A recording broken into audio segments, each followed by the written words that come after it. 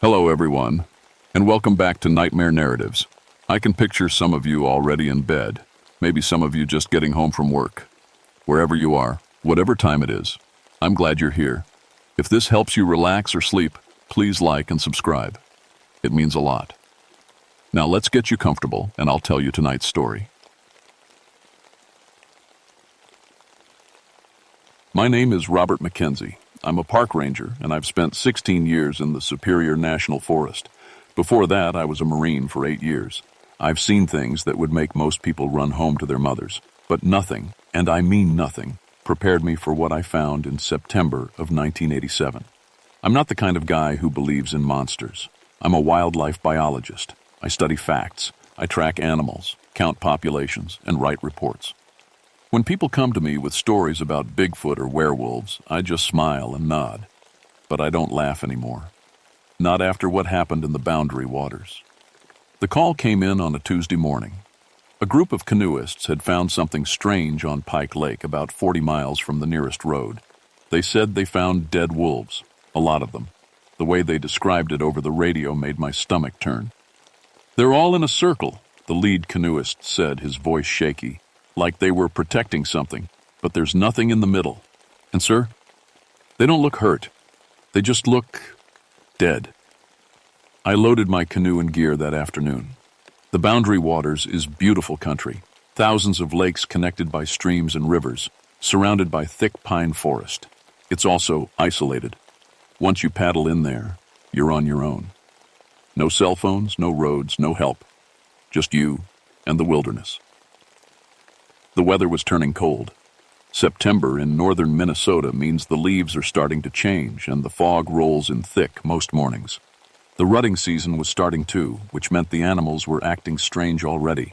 Bucks fighting, wolves moving their packs, bears getting ready for winter. It's always a crazy time in the woods, but this felt different from the start. I paddled for 6 hours through a maze of lakes and streams. The forest was too quiet. Normally you'd hear birds, squirrels chattering, maybe a loon calling across the water. But there was nothing. Even the wind seemed to hold its breath. When I finally reached Pike Lake, I understood why the canoeists had sounded so scared. 7 wolves lay in a perfect circle on a small island in the middle of the lake. They were all adults, big, healthy animals that should have lived for years. But they were stone dead, lying on their sides with their heads pointing outward, like they had been guarding against something coming from every direction. I beached my canoe and walked over to them. In 20 years of studying wolves, I had never seen anything like it. There were no wounds, no blood, no sign of disease or injury. They looked like they had just laid down and died. But that wasn't the strangest part. The strangest part was that every other animal was gone. No birds, no squirrels, no insects buzzing around the dead bodies. Even the flies were gone. In a normal forest, dead animals draw scavengers within hours. These wolves had been here for at least 2 days and nothing had touched them. I set up my camp on the island and started taking pictures and notes. The wolves were all from the same pack. I could tell by their size and markings. The alpha male was huge, probably 130 pounds. The others were smaller but still impressive animals. They had been in perfect health when they died. I collected tissue samples and checked the area for clues. The ground around the wolves was torn up like there had been a huge fight. Trees were scratched and broken, but the only tracks I found belonged to the wolves themselves. That night, I sat by my campfire and tried to make sense of what I had seen. Wolves don't just die in formation. They don't arrange themselves in perfect circles. And they sure don't scare away every other living thing in a square mile of forest. I had studied wolves across North America. I knew their behavior, the fire pack structure, their hunting patterns. I had written research papers about them. I thought I knew everything there was to know about these animals. But as I looked out at those 7 dead wolves in the moonlight, I realized I might be wrong about everything. The Ojibwe people who lived in this area long before the rest of us have stories about creatures they call wahila, giant wolves that hunt like men and think like demons. I had always figured these were just old stories, legends to scare children. Sitting there in the dark, listening to the absolute silence of a forest that should have been full of life, I started to wonder if maybe the old stories were trying to tell us something important. Something was out there. Something that could kill an entire wolf pack without leaving a mark. Something that made every other animal run away and never come back. I should have packed up and left that night. I should have radioed for backup or at least told someone where I was. But I'm a scientist, and scientists don't run from mysteries. We solve them. That was my first mistake. I woke up before dawn to the sound of howling.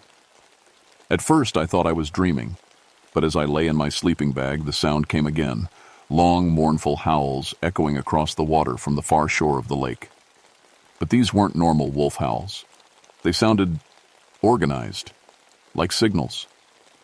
I grabbed my binoculars and crept to the edge of the island. The fog was thick, but I could make out shapes moving through the trees on the opposite shore. Big shapes, too big to be regular wolves. The howling stopped suddenly, like someone had given an order. I spent the morning setting up trail cameras and audio equipment around the island. If something was out there, I was going to document it. I placed cameras at the main portage trail near the water and in the woods where I had seen the shapes moving. By afternoon, I had finished collecting all the evidence I could from the dead wolves. 7 healthy animals, no injuries, no disease, no poison, just dead. The tissue samples would go to or beyond. The lab in Duluth, but I already knew they wouldn't find anything. What worried me more was the way they had died in that perfect circle, heads facing out. It looked like they had been expecting an attack from all directions at once. But what could make a whole wolf pack so scared that they would form a defensive circle and then just die? That evening, I played back the audio recordings from the night before. What I heard made my blood run cold. The howling wasn't random. It had a pattern, like voices having a conversation. One call from the north, answered by 2 calls from the south, then a single deep howl from the east. Back and forth, like they were coordinating something. But the really scary part came at the end of the recording. Just before the howling stopped, there was a sound that didn't belong. It was a low, rumbling noise that sounded almost like laughter. I checked the trail cameras the next morning. Most of them had captured nothing but empty forest. But the camera I had placed near the main portage trail had recorded something that made me question everything I thought I knew about wildlife. The footage showed a creature moving through the trees at around 2 a.m. At first glance, it looked like a large wolf. But as I watched the recording over and over, I noticed something impossible. The creature was walking on 2 legs. It moved through the forest with perfect silence, stepping carefully around branches and rocks. Every few steps it would pause and turn its head, like it was listening for something, or watching something. The creature was huge, easily 8 feet tall when it stood upright. Its body was covered in dark fur, and its head was definitely wolf-like. But its arms were too long, and it moved with the intelligence that no animal should have. Near the end of the recording, the creature stopped directly in front of the camera. It looked sane, right into the lens for almost 30 seconds. Then it did something that made my hands shake as I watched. It nodded, like it knew I was watching. I set up more cameras that day, covering every approach to the island. I also started carrying my rifle everywhere I went. I had brought it for bear protection, but now I wasn't sure what I might need to protect myself from. The second night, they came closer. I was sitting by my campfire when I heard movement in the woods behind my tent. Not the clumsy crashing of a bear or deer, but the careful, quiet movement of something that didn't want to be heard. I picked up my flashlight and rifle and walked toward the sound. The beam of my light cut through the darkness, but I couldn't see anything moving. Still, I had the feeling I was being watched. Then I heard a stick break behind me. I spun around, bringing the rifle up, but there was nothing there. Just my tent and the dying campfire. But now I could smell something new in the air. A wild, musky scent like wet dog and something else I couldn't identify. I backed toward the fire, keeping the rifle ready. The feeling of being watched was so strong it made my skin crawl. They were out there, just beyond the light, studying me. Over the next hour, I heard them moving in a circle around my camp, always just out of sight, always quiet, but definitely there. Sometimes I would catch a glimpse of eyes reflecting my firelight. Yellow eyes, too high off the ground to belong to any normal animal. They were hunting me, but they were taking their time, learning my habits, figuring out my weaknesses. This wasn't the behavior of wild animals. This was military tactics. I didn't sleep at all that night. When morning came, I found tracks all around my campsite. They started as normal wolf prints near the water, but as they got closer to my camp, they changed. The back paws stayed the same, but the front paws became longer, more like hands. By the time the tracks reached my tent, they looked almost human. But the most disturbing thing was their size. These weren't the tracks of normal wolves. The largest prints were over 7 inches long and 4 inches wide. Whatever had made them was the size of a small bear, but with the feet of a wolf. I followed the tracks as far as I could. They led to the edge of the island and disappeared into the water. But on the far shore, I could see where they came out again. More tracks leading into the dense forest. That's when I found the shelter. Hidden in a thick stand of pines about half a mile from the lake, someone had built a lean-to shelter using fallen branches and pine boughs. But it wasn't built like any human shelter I had ever seen. It was too large, for one thing, at least 10 feet long and 8 feet wide. And the construction was weird, with branches woven together in patterns that looked almost like a giant bird's nest. Inside the shelter, I found bones. Lots of bones. Deer, moose, beaver, and smaller animals.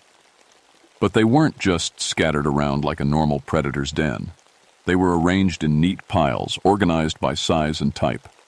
Some of the larger bones had been shaped into points, like crude tools or weapons. In the center of the shelter, there was a circle of stones arranged around a pile of ashes. They had been using fire. Wolves don't use fire.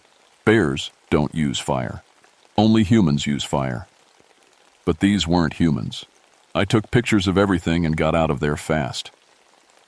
As I walked back toward the lake, I had the strong feeling that I was being followed.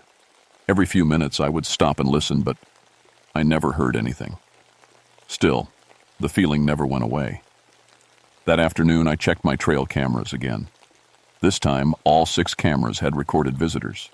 The creatures had found every single camera and had spent time examining them. The footage showed at least 4 different individuals, all walking upright, all impossibly large. But the most chilling part was at the end of each recording. Every creature, after examining the camera, had done the same thing. They had looked directly into the lens and nodded, like they were greeting me personally. They knew I was watching. And they wanted me to know that they were watching back. By the 4th day, I knew I was in serious trouble. The creatures, I had started thinking of them as dogmen, because I didn't know what else to call them, had become bolder. They no longer waited for darkness to move around. I could see them during the day now, standing at the edge of the forest across the lake, watching my camp. There were 7 of them, the same number as the dead wolves. I had tried to radio for help, but my radio wasn't working. The battery was fine, and I had checked all the connections, but I couldn't raise anyone. It was like something was jamming the signal. The night before, they had gotten even closer to my camp. I had woken up to find my canoe moved 15 feet up the beach from where I had left it. My food pack, which I had hung 10 feet up in a tree, was sitting on the ground beside my tent. Nothing was missing, but the message was clear. We can get to anything you have, anytime we want. I was dealing with creatures that had the size and strength of bears, the pack intelligence of wolves, and problem-solving abilities that rivaled humans, and they were playing with me. The morning of the 4th day, I decided to try a different approach. Instead of hiding in my camp, I would observe them. I loaded my canoe and paddled to the far shore to a spot where I could watch their movements without being easily seen. I didn't have to wait long. Around noon, I heard a sound that made me grab my binoculars. It was the bellow of a bull moose in distress. Through the trees, I could see a huge male moose crashing through the underbrush, running from something. Then I saw the dogmen in action. 3 of them were chasing the moose, but they weren't just running after it like normal predators. They were working together, driving it toward a specific spot. One would appear from the left to turn the moose right, then another would show up from the right to turn it left again. They were herding it like cowboys herding cattle. The moose was huge, probably 1,400 pounds, but it was panicking. Every time it tried to escape in one direction, a dog man would appear to cut it off. They were forcing it toward a small clearing where the other 4 pack members were waiting. When the moose reached the clearing, the trap was sprung. The lead dog man, the largest one, standing almost 10 feet tall, stepped out of the trees directly in front of the moose. The animal skidded to a stop, snorting and pawing the ground. For a moment, the 2 huge creatures stared at each other. Then the dog man did something that made me nearly drop my binoculars. It raised one massive arm and pointed to the left. The moose incredibly looked in that direction.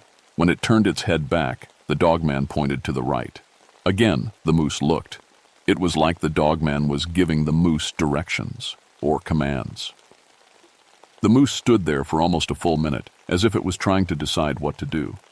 The other dogmen formed a loose circle around it, but they didn't attack.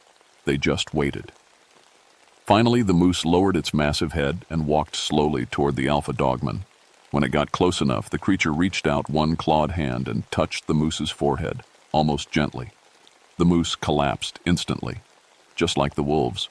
The pack fed on the moose for about an hour, but even their feeding behavior was strange. They took turns, with the alpha eating first, then the others in what looked like a strict hierarchy. There was no fighting, no competition. Everything was organized, disciplined. When they were finished, they did something that made my blood run cold. The alpha dogman looked directly across the lake at my hiding spot and nodded. Then all 7 of them melted back into, the forest. They had known I was watching the entire time. The whole hunt had been a demonstration. They were showing me what they could do. That evening, they visited my camp again. This time, they didn't try to hide. I could see them moving around the edge of the island, circling my position. Every few minutes, one of them would step into the light from my campfire, just long enough for me to get a good look. They were magnificent and terrifying. Each one was different. Some had darker fur, others were lighter. Some were bulkier, others more lean. But all of them were huge, powerful, and intelligent. Their eyes held an awareness that no animal should have. The alpha was the largest and most impressive. His fur was almost black, and scars crisscrossed his massive chest and arms. When he looked at me, I felt like I was being judged by something that was trying to decide if I was a threat, prey, or something else entirely. Around midnight, they started communicating with each other. Not howling this time, but a series of low barks, growls, and what sounded almost like words. The sounds came from all around the island, like they were having a conversation while surrounding me. I sat by my fire with my rifle across my knees, trying to look calm while my heart hammered in my chest. I was outnumbered, outmatched, and probably outthought. If they wanted to kill me, there was nothing I could do to stop them. But they didn't attack. Instead, around 2 a.m., they did something even more unsettling. They started to sing. It began with a low humming sound from the alpha, somewhere in the woods to my north. Then the others joined in, one by one, until all 7 voices were harmonizing in a sound that was part wolf howl, part human singing, and part something else entirely. The song had a melody, a structure. It rose and fell like a lament or a prayer. And somehow, even though I couldn't understand any words, I knew what it meant. They were mourning their pack members, the 7 wolves I had found dead on the island. The song lasted for almost an hour. When it ended, forest fell completely silent again. I waited until dawn, but they didn't make another sound. In the morning, I found a gift waiting for me. Placed carefully next to my tent was the skull of the moose they had killed the day before. It had been cleaned perfectly, every bit of flesh removed, but that wasn't the strange part. The strange part was that the skull had been decorated. Small bones from birds and rodents were arranged around it in intricate patterns. Stones had been placed in the eye sockets, and carved into the bone, in symbols I didn't recognize, was what looked like a message. I photographed everything and packed it carefully with my other evidence. Then I sat down and tried to figure out what to do next. I was 40 miles from the nearest road, surrounded by creatures that seemed to be part wolf, part human, and part something else entirely. They had been playing with me for 4 days, demonstrating their power, studying my behavior, and making it clear that they could kill me any time they wanted. But they hadn't killed me. Instead, they had shown me their hunting skills, shared their morning ritual, and given me a gift. The question was, what did they want? I was about to find out. On the 5th morning, they came for me. I woke up to find the alpha dogman standing at the edge of my campsite, not hiding, not skulking, just standing there watching me sleep. When I sat up in my sleeping bag, he didn't run or move back into the trees. He just stood there, waiting. In the daylight, he was even more impressive than I had realized. He stood nearly 10 feet tall, with shoulders almost 4 feet wide. His fur was thick and dark, with silver streaks around his muzzle and hands. His arms were longer than human arms, but shorter than a gorilla's, ending in hands that looked like a mixture of human fingers and wolf claws. But it was his eyes that really got to me. They were yellow, like a wolf's, but they held intelligence. Not animal cunning, but real thought. He was studying me the same way I had been studying him, trying to figure out what I was and what I wanted. We stared at each other for almost 5 minutes without moving. Then he did something that made my heart stop. He spoke. "You stay." The words were rough, like they were being forced through a throat that wasn't designed for human speech, but they were definitely words. "You learn." I slowly reached for my rifle, but he shook his head, a completely human gesture. "No, hurt," he said. "You come." He turned and walked toward the forest, then stopped and looked back at me. The message was clear. Follow me, or else. I grabbed my rifle and followed him into the woods. He led me to a clearing about half a mile from my camp. The other 6 dogmen were waiting there, arranged in a circle. They were all standing upright, arms at their sides, like soldiers at attention.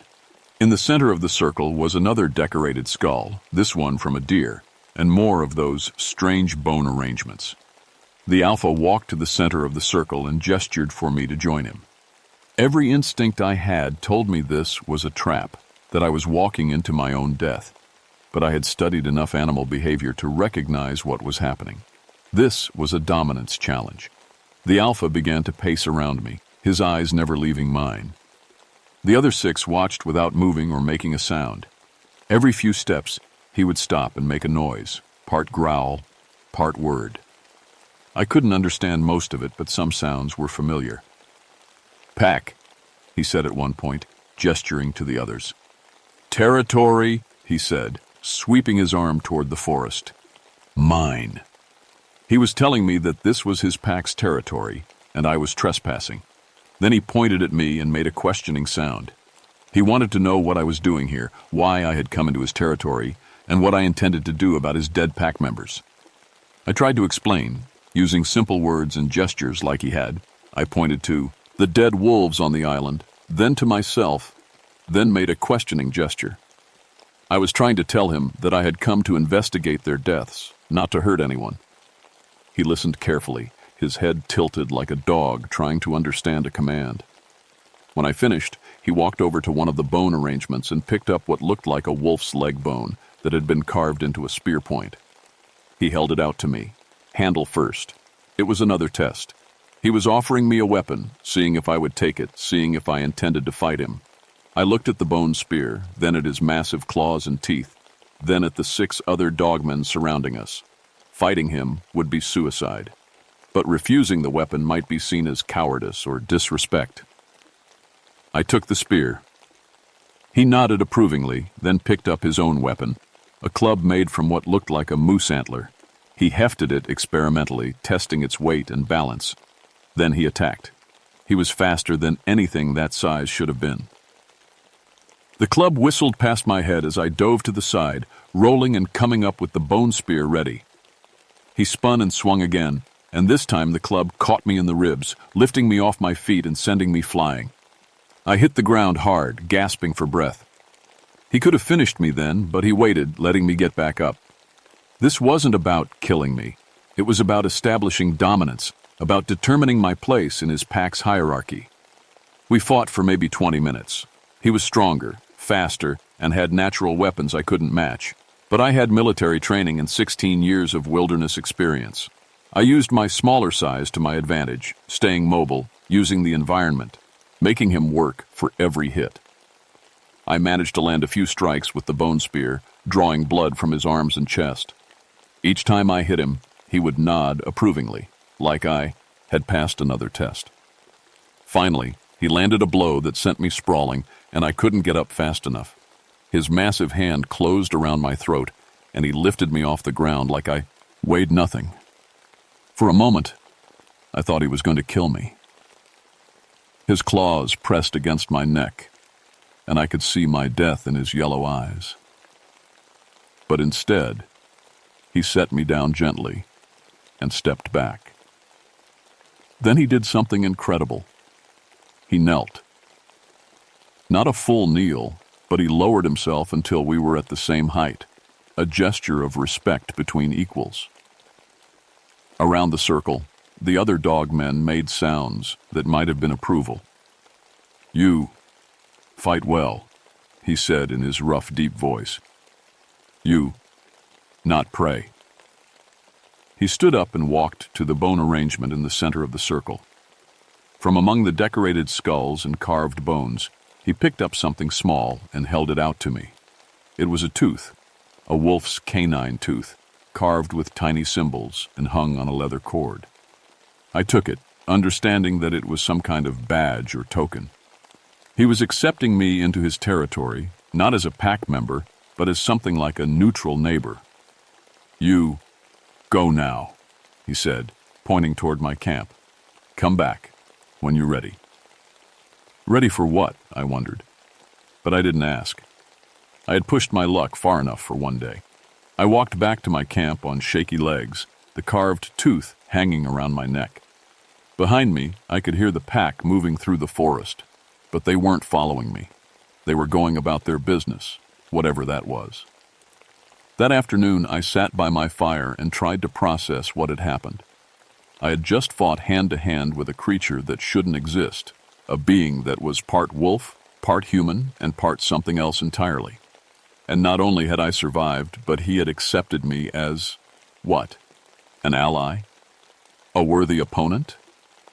As the sun went down, I heard them howling again. But this time the sound was different. It was still mournful, still haunting, but there was something else in it now, something that might have been acceptance.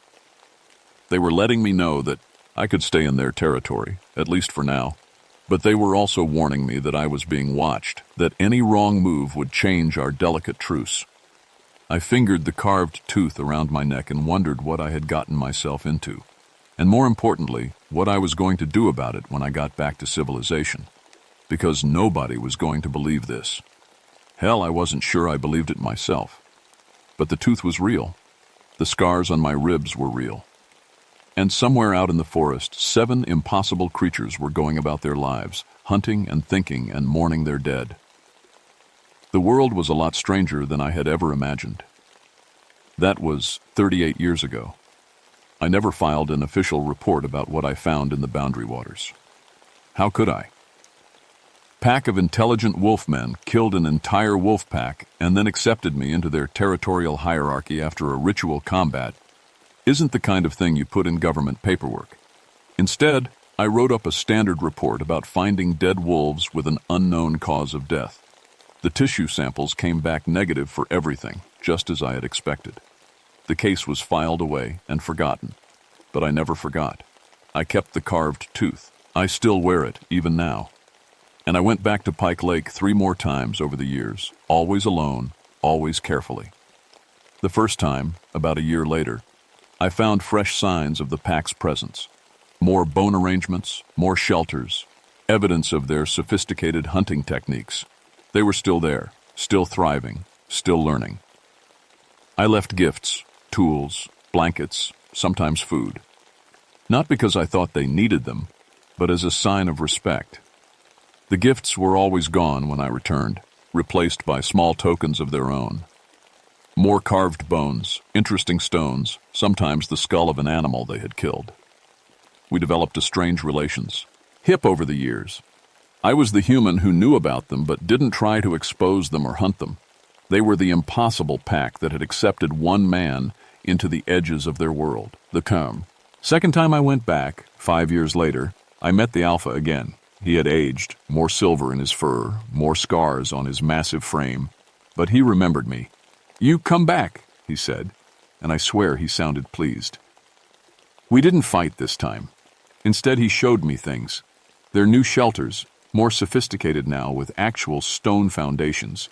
Tools they had made, not just sharpened bones, but complex implements, evidence of a culture, a society developing in the deep wilderness. The third and last time I returned was 10 years ago. The alpha was gone, died of old age, I think, the way all wild animals eventually do. But his son had taken over the pack, and he remembered me too. "You, friend," he told me. "You, keep secret." I nodded. I had kept their secret for decades, and I would keep it until I died. But that young alpha taught me something important. He showed me a cave deep in the forest, hidden behind a waterfall where no human would ever think to look. Inside were paintings on the walls, crude but recognizable pictures telling the story of his people. They hadn't always been what they were now. The paintings showed normal wolves, then something changing them, making them larger, more intelligent, more human-like. The change had happened gradually, over many generations. They were evolving, and they weren't the only ones. The paintings showed other packs in other forests, in other states. The dogmen weren't unique to northern Minnesota. They were spreading, growing, adapting to a world that was changing around them. I realized that I hadn't just discovered a pack of unusual predators. I had glimpsed the future of wildlife in North America. As human development pushed deeper into the wilderness, some animals were adapting in ways that science hadn't yet imagined. The wolves were becoming something new, something that could think and plan and work together in ways that would let them survive in a world dominated by humans. I retired from the Forest Service 15 years ago, but I kept studying cryptid sightings and anomalous predator behavior.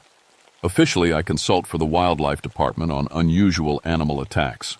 Unofficially, I investigate reports that sound like they might involve evolved predators. There have been more sightings over the years, not just in Minnesota, but in Wisconsin, Michigan, Montana, and Alaska. Always in deep wilderness areas. Always in places where wolves and humans occasionally come into conflict. The pattern is spreading. I'm 83 years old now, and I won't be around much longer.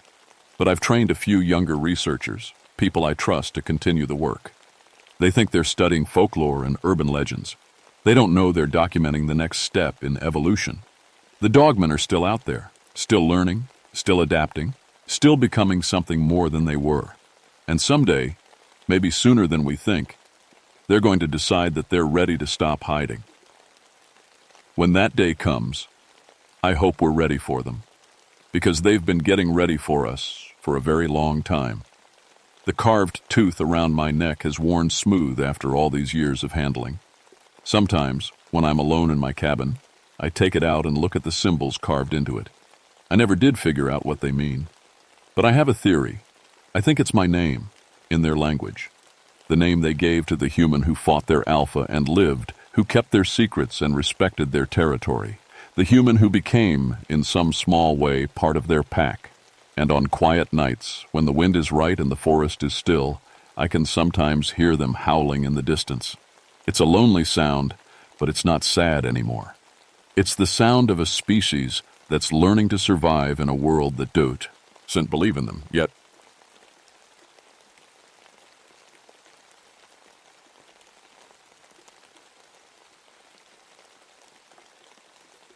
My name is Michael Stonecrow, and I've been a park ranger at Yosemite for 19 years. That's long enough to know every trail, every cave, and every dangerous spot that can kill you if you're not careful.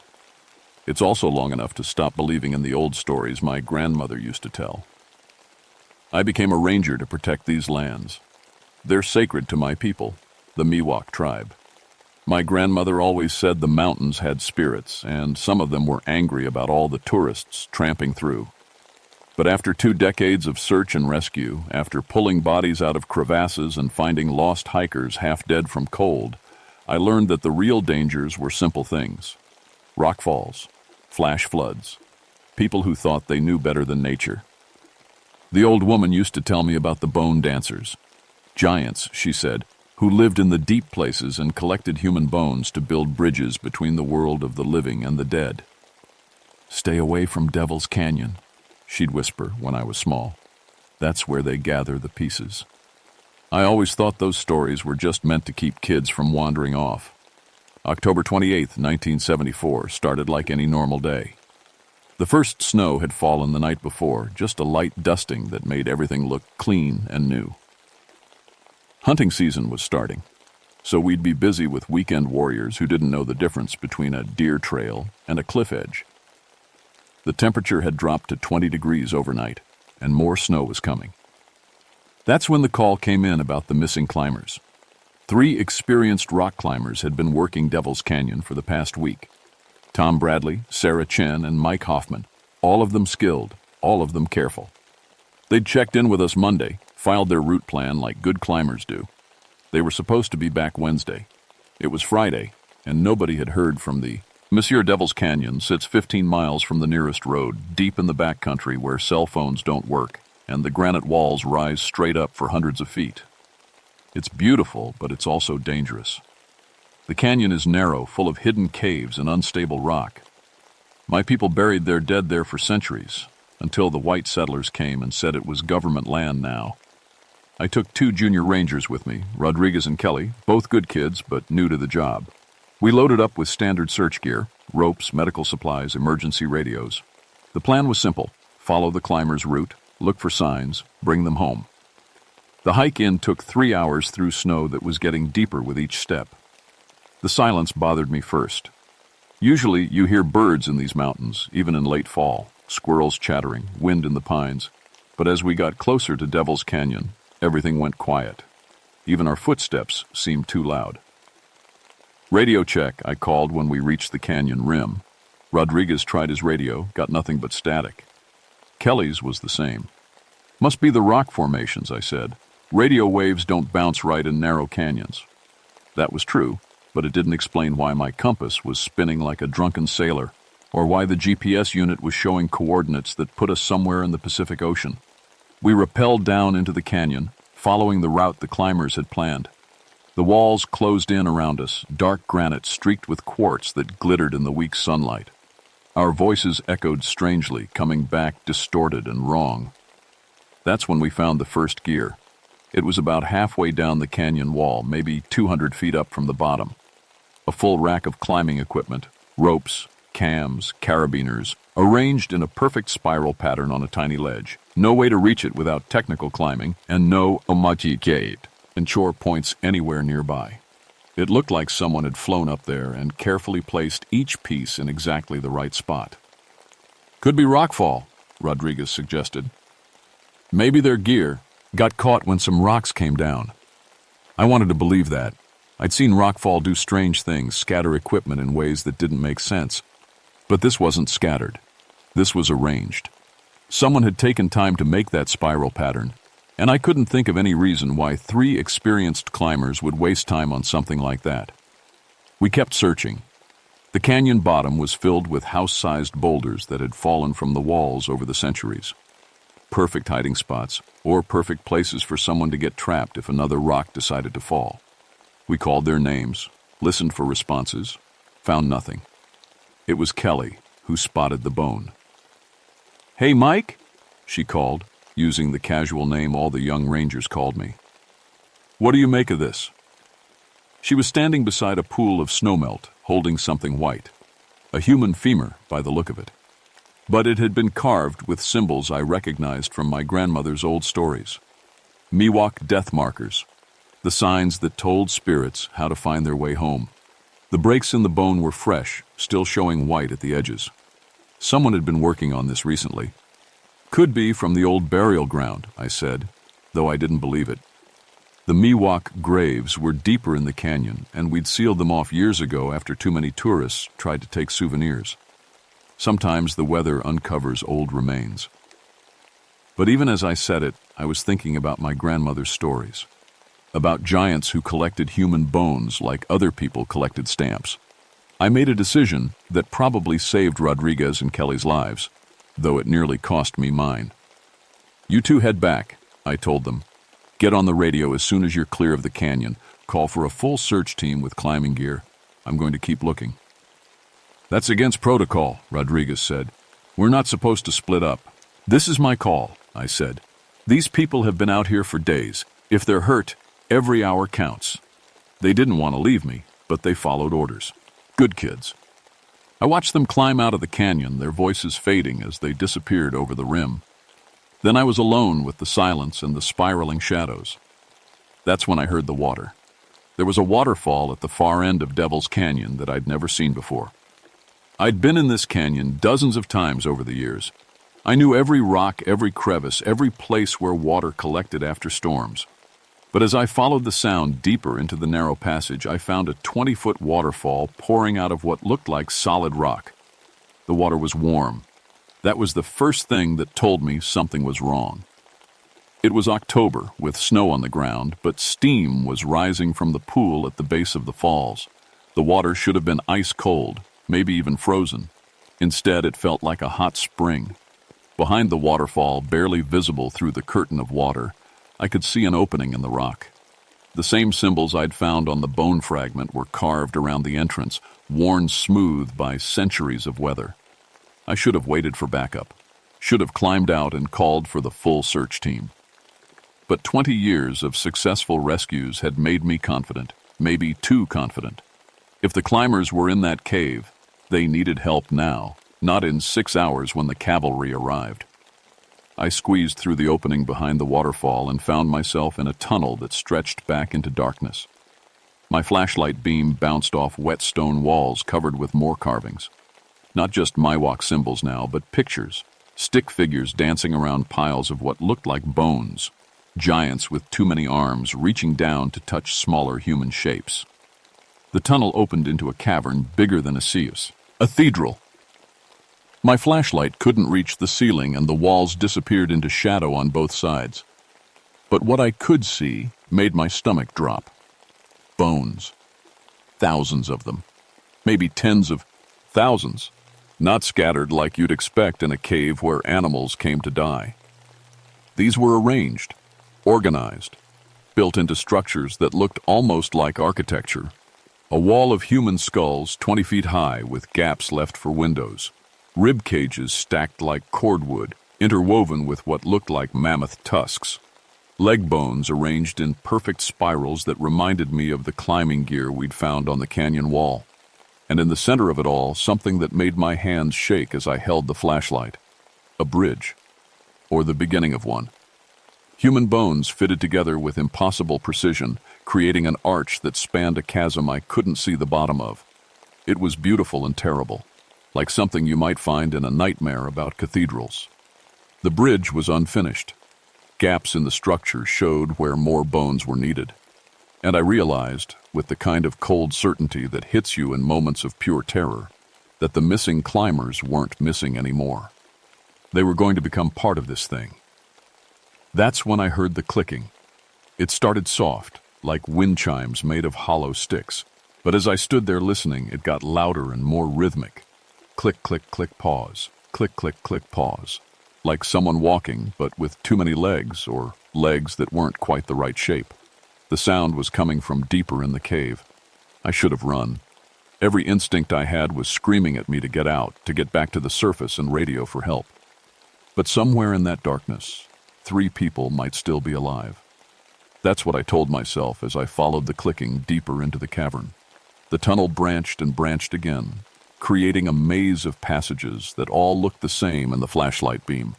The symbols on the walls got more elaborate the deeper I went, until they stopped looking like pictures and started looking like ritis, in a language I didn't recognize, carved into stone with tools that must have been incredibly precise.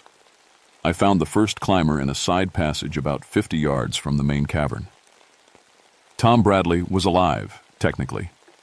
He was sitting against the wall, eyes open, breathing steadily. But his arms were gone. Not cut off, replaced. Where his human arms should have been, Someone had grafted on arm bones that looked ancient.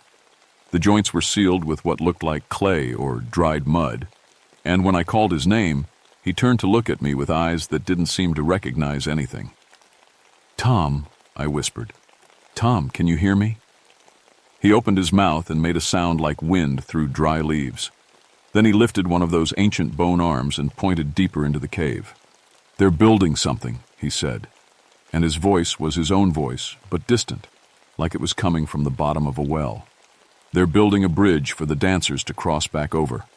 The clicking sound was getting closer. I grabbed Tom under what was left of his normal shoulders and tried to lift him, but he was heavier than he should have been. The bone grafts had added weight, and they didn't move quite right. It was like trying to carry a person made partly of stone. "Leave me," he said. "You have to see what they're building. You have to understand. I'm getting you out of here." But even as I said it, I could hear the clicking echoing from the passage behind me. Getting closer. And there was something else now, a sound like singing, but in a language that was old when the pyramids were young.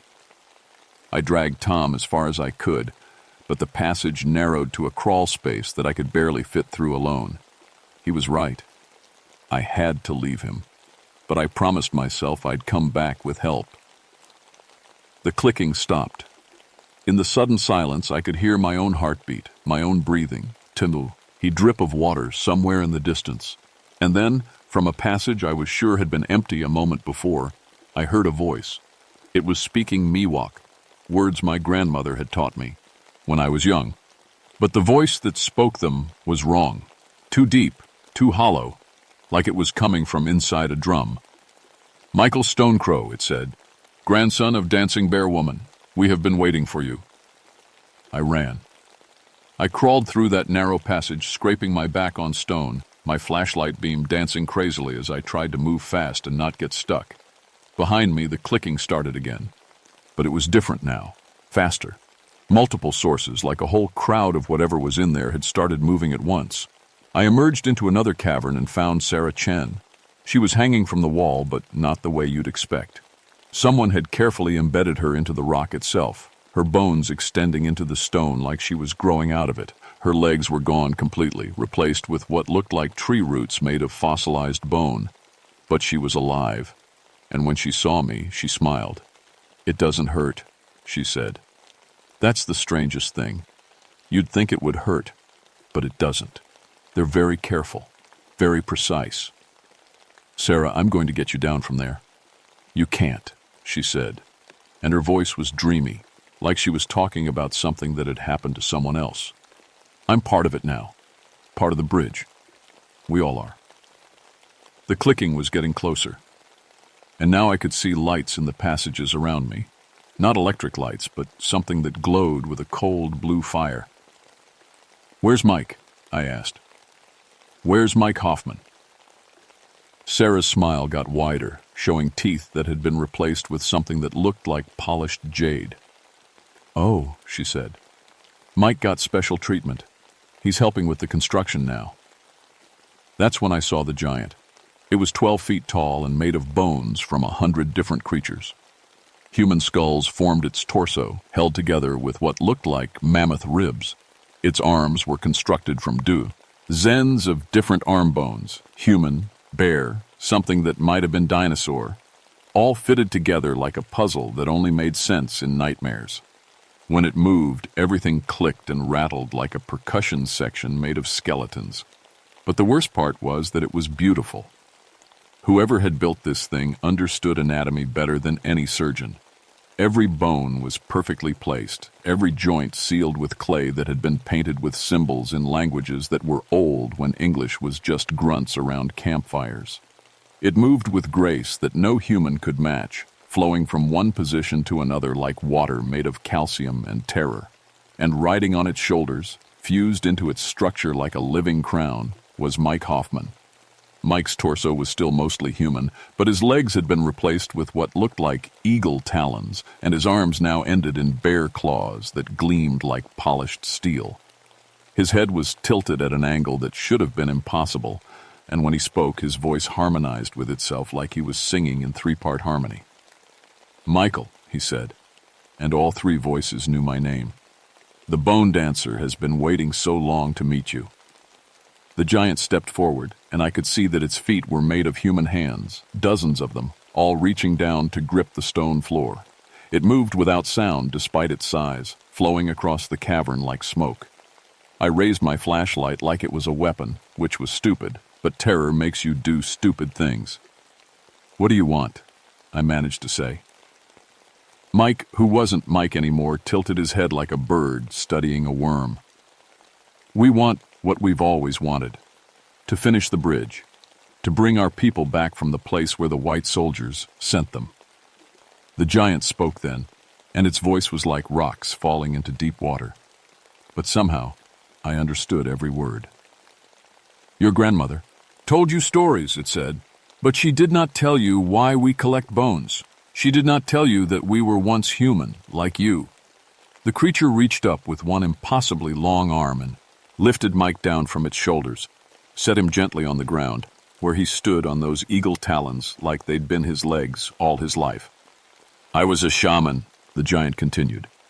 "When the white soldiers came with their guns and their diseases, when they drove our people from these sacred places and locked them in cages they called reservations, I chose to stay. I chose to become something that could fight back." It gestured to the bone bridge with arms that creaked like old trees in wind. "But one shaman cannot bring back a whole tribe, cannot rebuild a nation from scattered bones. I need help. I need others who understand what was lost." "So you kill people," I said. "You murder climbers and hikers." "We improve them," Mike said, flexing those bare claws. "We make them better than they were, stronger, ready for the war that's coming." The giant took another step toward me, and I could smell it now. Old bone and wet earth and something like incense that had been burning for centuries. "You are Miwok," it said. "You are Ranger. You know these mountains better than any white man ever will. With your knowledge and our power, we can build an army that will take back what was stolen." I thought about my grandmother's stories, about warriors who became bridges between worlds, about the price of fighting monsters. "And if I say no?" The giant smiled, and its smile was made of 100 different skulls. "Then you become part of the bridge anyway. But it will take much longer, and you will not retain as much of yourself." That's when I realized the clicking I'd been hearing wasn't just the giant moving. There were others. Dozens of them, maybe hundreds, moving through passages all around me. The sound of bone on stone, getting closer from every direction. I tried to run, but Mike was faster than any human should be. Those eagle talons gave him speed and grip that let him scuttle up the wall and drop down in front of me like a spider made of nightmares and surgical precision. "Don't make this harder than it has to be," he said, and his bare claws gleamed in the flashlight beam. "We really do want to help you, help your people." I dodged around him and made it maybe 20 yards before I ran into the others. They came out of passages I hadn't even seen, creatures that had once been human, but were now something else entirely. A woman whose legs had been replaced with the hindquarters of a deer, moving through the cavern in bounds that covered impossible distances. A man whose torso was built from bear ribs, his arms now tipped with claws that could tear through stone. And all of them were beautiful in their terrible way. All of them moved with grace that spoke of careful craftsmanship and artistic vision. These weren't random monsters. They were masterpieces of bone sculpture, living art that happened to be made from people who used to have names and families and dreams. They surrounded me but didn't attack, just stood there, clicking and rattling softly, while the giant approached with footsteps that sounded like distant thunder. "You see," it said, "we are not destroyers. We are builders. We take what is broken and make it whole. We take what is weak and make it strong." One of the creatures stepped forward, and I recognized what was left of Sarah Chen. The tree roots that had replaced her legs had grown, spreading out into the rock floor like she was putting down permanent roots. Her arms were now made of interwoven bird bones that let her reach impossible distances. "It really doesn't hurt," she said. and her voice was like wind in leaves. "You just become more than you were." I found my voice, though it came out as barely a whisper. "How many?" I asked. "How many people have you taken?" The giant gestured to the cavern around us, and for the first time I realized how big it really was. The bone structures I'd seen were just the beginning. In the darkness beyond my flashlight beam, I could make out more shapes. Walls made of human remains, towers built from femurs and skulls, and everywhere the soft clicking of creatures that had once been hikers and climbers and people who'd just gotten lost in the wrong canyon. 67 over the past century, the giant said. Each one chosen carefully, each one improved, each one now part of something greater than they could ever have been alone. The bridge stretched out in front of me, its bone arches reaching across that impossible chasm, and I could see now that it was almost finished. Just a few more pieces, a few more people, and whatever was on the other side of that gap would be able to cross over. "What's over there?"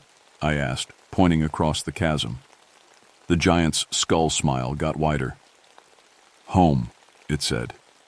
"The place where our people went when the soldiers came. The place where they're waiting for us to build them a way back." I thought about my grandmother, who'd died when I was 12, about all the Miwok who'd been driven from these mountains and never got to see them again, about the injustices that had been done and the people who'd been lost. And I realized that part of me wanted to let the giant finish its bridge. But then I thought about Tom Bradley, sitting in that passage with ancient arms that weren't his own, about Sarah, growing into the wall like some kind of human tree, about Mike, who'd probably had a family somewhere who was wondering why he hadn't come home. "No," I said. The giant tilted its massive head. "No? No, I won't help you. And I won't let you finish this." The creatures around me started clicking faster, a sound like a rattlesnake warning multiplied by dozens. Mike stepped forward, those bear claws extending. "Then you'll become part of the bridge," he said. "And your bones will be especially useful since you know every trail and every cave in these mountains. Your knowledge will become ours." That's when I remembered what my grandmother had taught me about fighting monsters. You don't fight their strength. You fight their weakness. I closed my eyes and started to sing. It was an old song, one my grandmother had taught me when I was 7 years old and afraid of the dark. A death song, she'd called it, for helping spirits find their way to the next world. I hadn't sung it in 30 years, but the words came back like they'd been waiting in my throat all this time. The clicking stopped. In the sudden silence, my voice echoed off the cavern walls, coming back changed and layered until it sounded like a whole choir was singing with me. The bone creatures stood frozen, their heads tilted like they were listening to something they'd almost forgotten.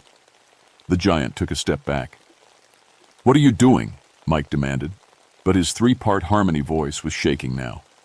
I kept singing, and with each verse, I could feel something changing in the cavern. The cold blue lights that had been glowing from the passages started to flicker and dim. The air itself seemed to get thinner, like it was being pulled away to somewhere else. "Stop," the giant said, and for the first time its voice sounded uncertain. "You don't understand what you're doing." But I was starting to understand exactly what I was doing.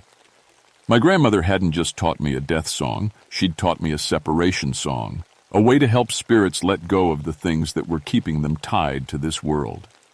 The giant had been human once, a shaman who'd chosen to merge with bones and earth and old magic to fight for his people. But that was over a century ago. The war he'd been fighting was over. The people he'd been trying to save were gone. All that was left was the rage and the refusal to let go. I sang louder, putting everything I had into the old words. Around me, the bone creatures started to sway, their clicks becoming something that almost sounded like harmony. Sarah's tree-root legs began to withdraw from the stone walls. The deer-legged woman's eyes cleared for the first time since I'd seen her. "Please," the giant said, and its voice was smaller now, more human. "Don't make me go. Don't make me leave them alone again." "They're not alone," I sang, weaving the words into the melody. "They're waiting for you, on the other side. Your people are waiting." The bridge began to glow, not with the cold blue light I'd seen before, but with something warmer, golden, like sunrise through pine trees. And I could see shapes moving on the other side of the chasm now, figures that looked almost solid, reaching out across the gap. My grandmother was there. I could see her clearly now, still wearing the blue dress she'd been buried in. She was smiling and holding out her hands. The giant saw her too. Its massive frame shuddered, and for a moment it looked less like a monster and more like a very old, very tired man. "Dancing bear woman," it whispered. "You came back." "I never left," I heard her voice say, though it might have been the echo of my own singing. "I was just waiting for you to stop fighting and come home." The creature that had been Mike Hoffman fell to its knees, those bare claws scraping against stone.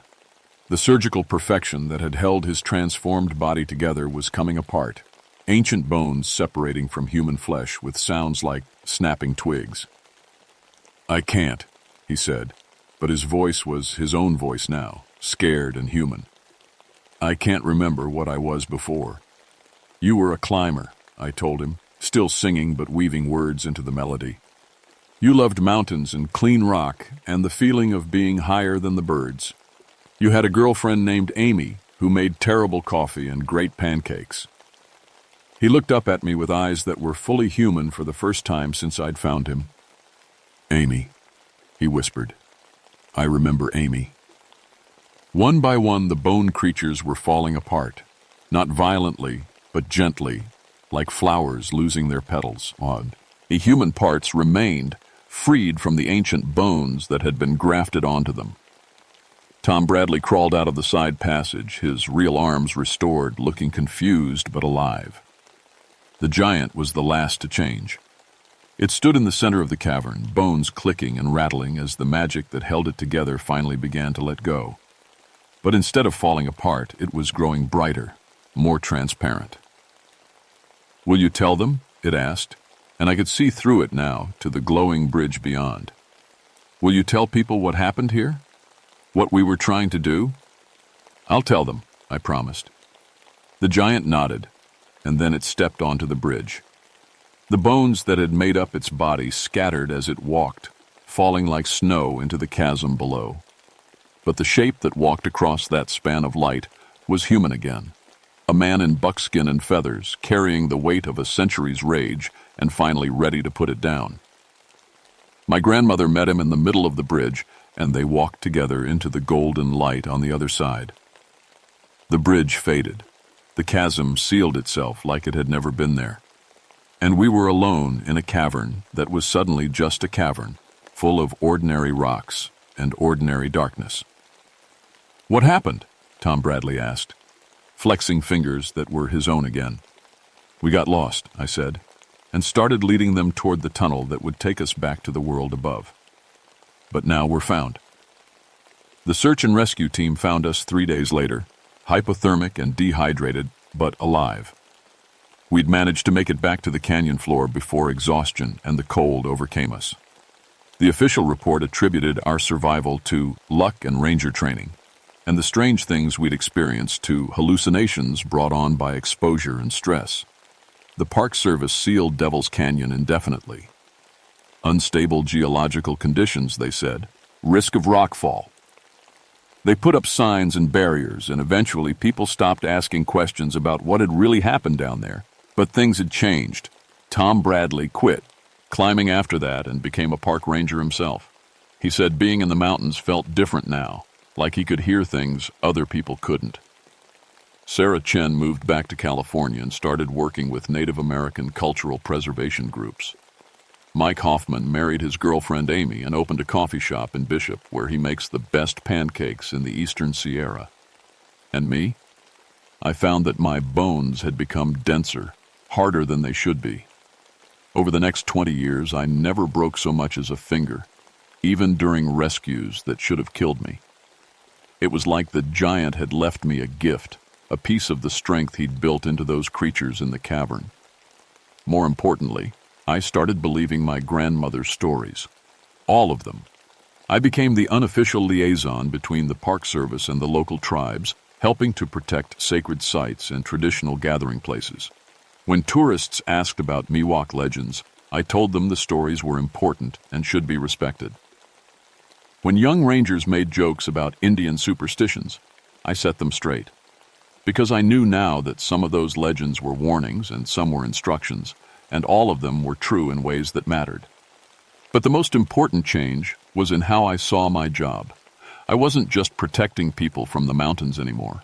I was protecting the mountains from people, and sometimes protecting people from things in the mountains that were older and stranger and more powerful than anything in the Ranger Manual. Over the years, I started getting reports from other parks. Strange arrangements of bones found in remote areas. Hikers who went missing in places where no one should be able to get lost. Rock formations that looked almost like they'd been built rather than carved by wind and water. Each time, I'd make some calls, talk to the local rangers, share what I knew about reading the signs. Sometimes I'd drive out and take a look myself, bringing along tobacco and sage and the songs my grandmother had taught me. Because the giant in Devil's Canyon hadn't been the only one. There were others, scattered across the wild places of America, each one a guardian spirit that had chosen to stay behind when their people were forced to leave. Each one still building, still waiting, still hoping to bring the dead home. Most of them just needed someone to sing them across the bridge they'd built in their hearts. But some of them were still angry. And every few years, when I'd get a call about missing hikers in places where the old stories warned people not to go, I'd pack my gear and head out into the wilderness to do the job my grandmother had really trained me for. The job of helping lost spirits find their way home before they decided to take someone else with them.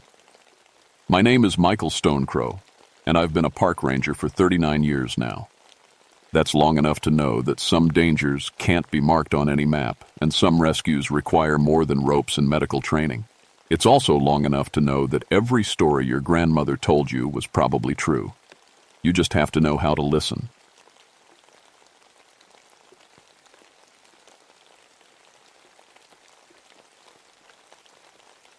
My name is James Hartwell, and I've been a park ranger on the Buffalo National River for 11 years. I know every bend, every sandbar, every hidden channel in these 50 miles of Arkansas waterways. I grew up in the swamps down south, so I thought I'd heard every tall tale and monster story there was. The old-timers around here love to talk about the Fook monster, some giant creature that's been protecting this river since Civil War times. I always just smiled and nodded. After all, I'd rescued 31 people from drowning in these waters, pulled boats off sandbars in the dead of night, and never saw anything scarier than a black bear. That was before last Tuesday. The summer of '71 hit us hard with the worst drought in memory. Water levels dropped so low that hidden channels I'd never seen before started showing up. Mudflats stretched out like moonscapes, and the cypress trees stood in water barely up to their roots.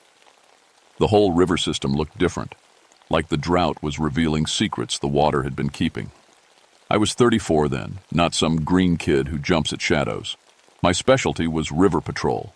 I could navigate these waters in complete darkness just by listening to how the current moved. Every morning, I'd fire up my patrol boat and check the campsites, help lost canoists, make sure nobody was dumping trash in our pristine waters. It was good work, important work. These waters were special. The Buffalo River runs through some of the most beautiful country in Arkansas. Dense bottomland forest stretches for miles on both sides, with sloughs and backwaters creating a maze that could lose you for days if you didn't know what you were doing. During high water, those channels connect and flow together. But in the drought, they became isolated pockets, cut off from the main river. That's where I found them. 3 experienced canoists from Lee. Battle Rock had gone missing on Sunday. They knew the river well, had paddled it dozens of times. When they didn't show up at the takeout point Monday evening, their families called us. Standard search and rescue. I'd done it plenty of times before. But nothing about this was standard. I found their canoe first, wedged upright between 2 trees about a mile downstream from where they'd put in. No damage to the boat. Paddles still clipped inside. Their gear was there too. Dry bags sealed tight. Nothing missing. It looked like they'd just stepped out for a minute. Then I found the bodies. Tommy Jenkins was 40 feet up in an oak tree, sitting peacefully against the trunk, like he'd climbed up there to enjoy the view. No scratches on him, no broken bones, clothes barely wrinkled. Just dead, with that look people get when they've seen something their mind can't handle.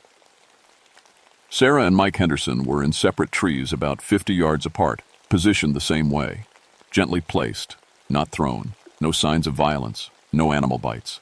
The medical examiner would later say their hearts just stopped. But here's what bothered me. Those trees were surrounded by mudflats. No water underneath them for weeks. Even if someone had climbed up there during high water season, they would have had to swim through rushing current and somehow climb wet bark in the dark. These people died on Sunday, in broad daylight, in the middle of a drought. Standing there looking up at Tommy Jenkins, I felt something I'd never felt before on my river.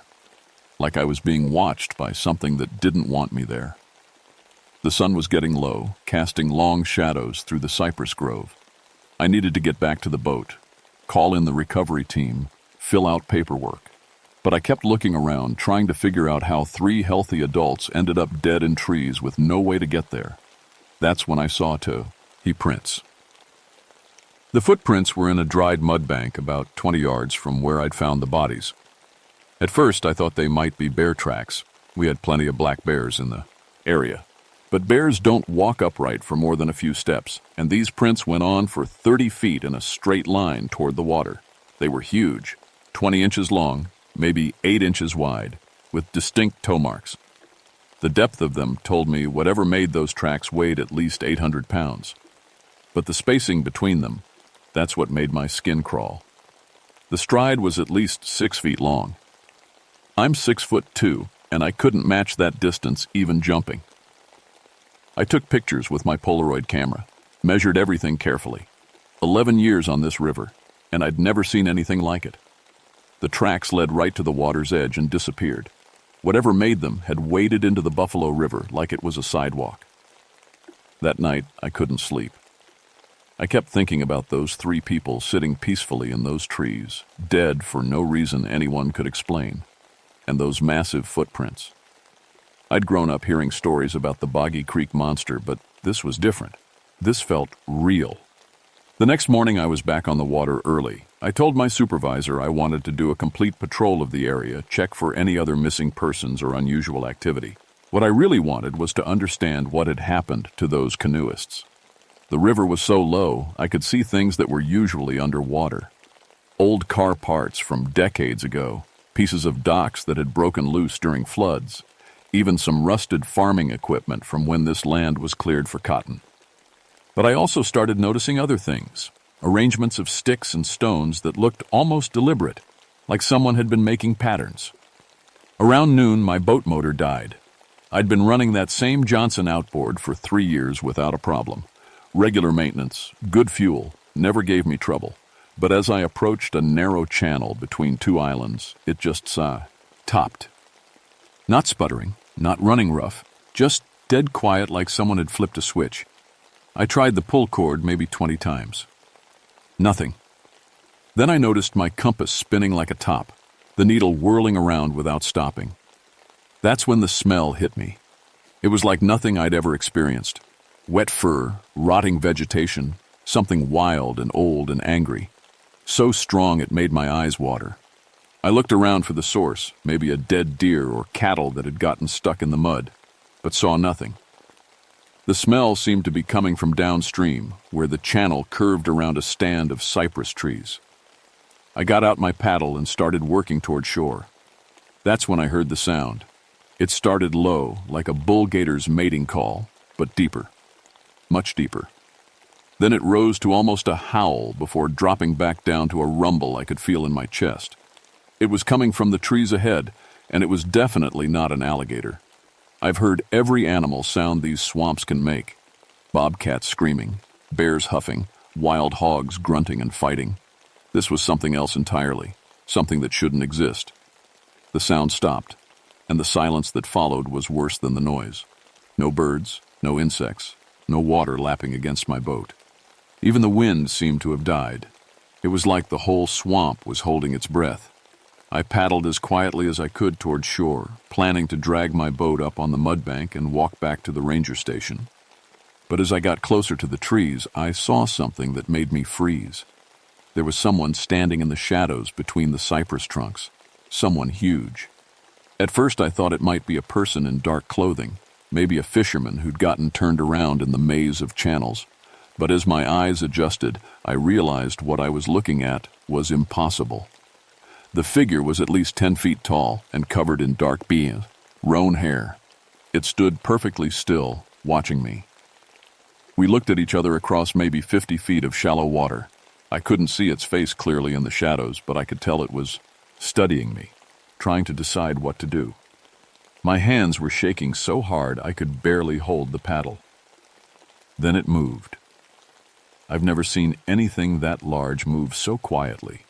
It stepped sideways behind a tree, and by the time I paddled over to get a better look, it was gone. No sound of breaking branches, no splash of water, nothing. Like it had just melted back into the swamp. My motor started on the first pull. I didn't tell anyone about what I'd seen. Who would believe it? A 10-foot hairy monster in the Buffalo River? I'd have been reassigned to desk duty or sent for psychological evaluation. Instead, I started paying attention to things I'd ignored before. The destroyed campsites, for instance. Over the next week, I found 3 separate camps that had been systematically demolished, not vandalized by teenagers or torn up by bears, methodically taken apart. Tents folded and stacked, gear arranged in neat piles, fire rings carefully dismantled stone by stone. Like someone was sending a message. You're not welcome here. Local fishermen started coming to me with stories. They'd been seeing a walking tree moving through the swamp at dawn. They'd fish for hours without getting a bite, feeling like something was watching them from the forest. Boat motors would die in certain areas, compasses would spin, and that terrible smell would drift over the water. Most disturbing were the sounds. Several people reported hearing voices calling to them from deep in the swamp. Voices that sounded exactly like their friends or family members, trying to lure them away from the safety of the main channel. When they'd follow the voices, they'd end up lost in the maze of backwaters with no idea how they'd gotten there. I started mapping the incidents, marking each strange occurrence on a chart of the river system. A clear pattern emerged. Everything was happening within a 5-mile radius of where I'd found those 3 bodies. Something was claiming territory, and it was getting more aggressive about defending it. Then the Sawyer family went missing. Bob Sawyer and his 2 teenage sons had put in at Buffalo Point on Saturday morning. They were experienced canoists, knew the river well.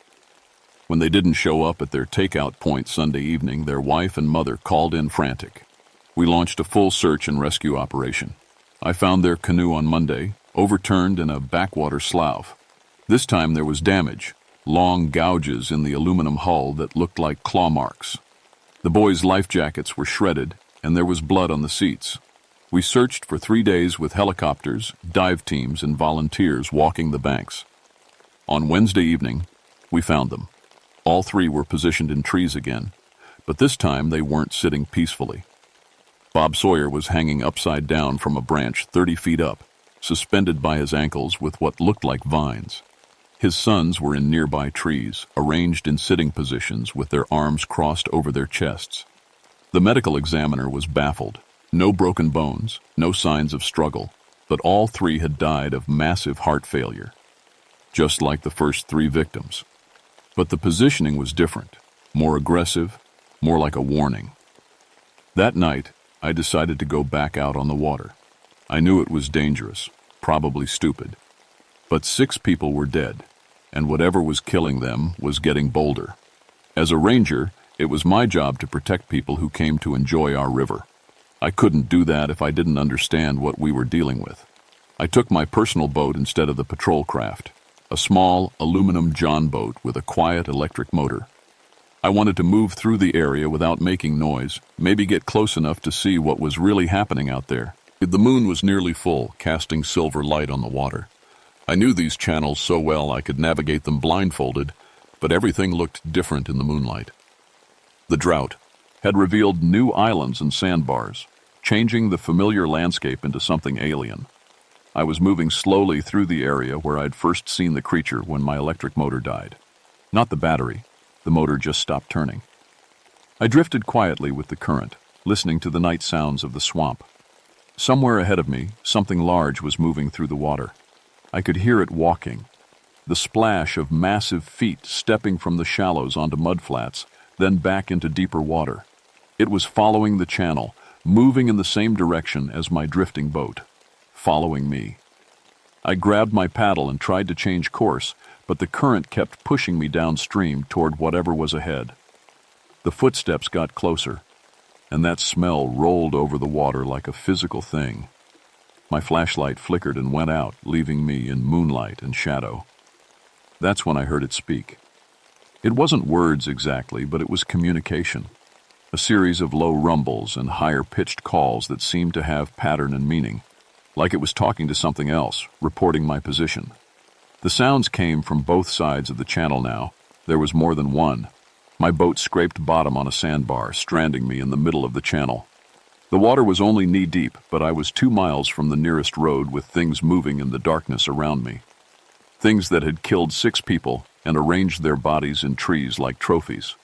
I was trapped. The sounds stopped. The silence stretched out until I could hear my own heartbeat pounding in my ears. Then, from maybe 20 feet away, came a sound I'll never forget. It was breathing. Deep, slow, deliberate. Something very large was standing in the water nearby, watching me. I whispered a prayer and clicked on my backup flashlight. 2 eyes reflected the light back at me from about 8 feet off. The water. They were intelligent eyes, curious rather than hostile. We stared at each other for what felt like forever. Then the creature made a sound, not threatening, almost questioning, like it was trying to understand what I was doing in its territory. Slowly, carefully, I raised one hand and spoke as calmly as I could. "I'm not here to hurt you. I just want to understand." The creature tilted its head, listening. Then it stepped closer, and I got my first clear look at what had been killing people in my river. It stood nearly 10 feet tall in the shallow water, covered in thick, dark brown hair that shed moisture like a duck's feathers. Its face was more human than ape, with intelligent brown eyes and a mouth that seemed capable of complex expressions. Massive arms hung down past its knees, ending in hands that could easily palm a basketball. It was magnificent and terrifying at the same time. But what struck me most was how it moved. This creature knew every inch of these waterways better than I did. It stepped carefully around submerged logs I couldn't see, avoided quicksand bogs that would have trapped a human, and moved through the maze of channels like it had been living here for decades. We studied each other in the moonlight. I could see now that this wasn't some mindless monster. There was intelligence in those eyes, even sadness. It made that questioning sound again, and I realized it was trying to communicate. "You've been protecting this river," I said quietly. "Haven't you?" The creature's head tilted again. It understood me. I was certain of it. "Those people who died, they weren't just tourists, were they?" It moved closer, water barely rippling around its massive legs. Now I could see scars on its arms and chest, old wounds that looked like they'd come from machinery. Someone had hurt this creature before. That's when I heard the boat motors. Thurum. The high-powered engines were coming fast down the main channel, their lights sweeping the water. The creature heard them too, and immediately became agitated, making low warning sounds and looking toward the approaching noise. "Jimmy, you out there?" It was Earl Dixon's voice.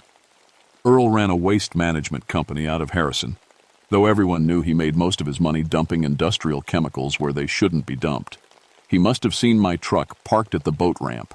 The creature looked at me, then toward the approaching boats, then back at me. In that moment, I understood everything.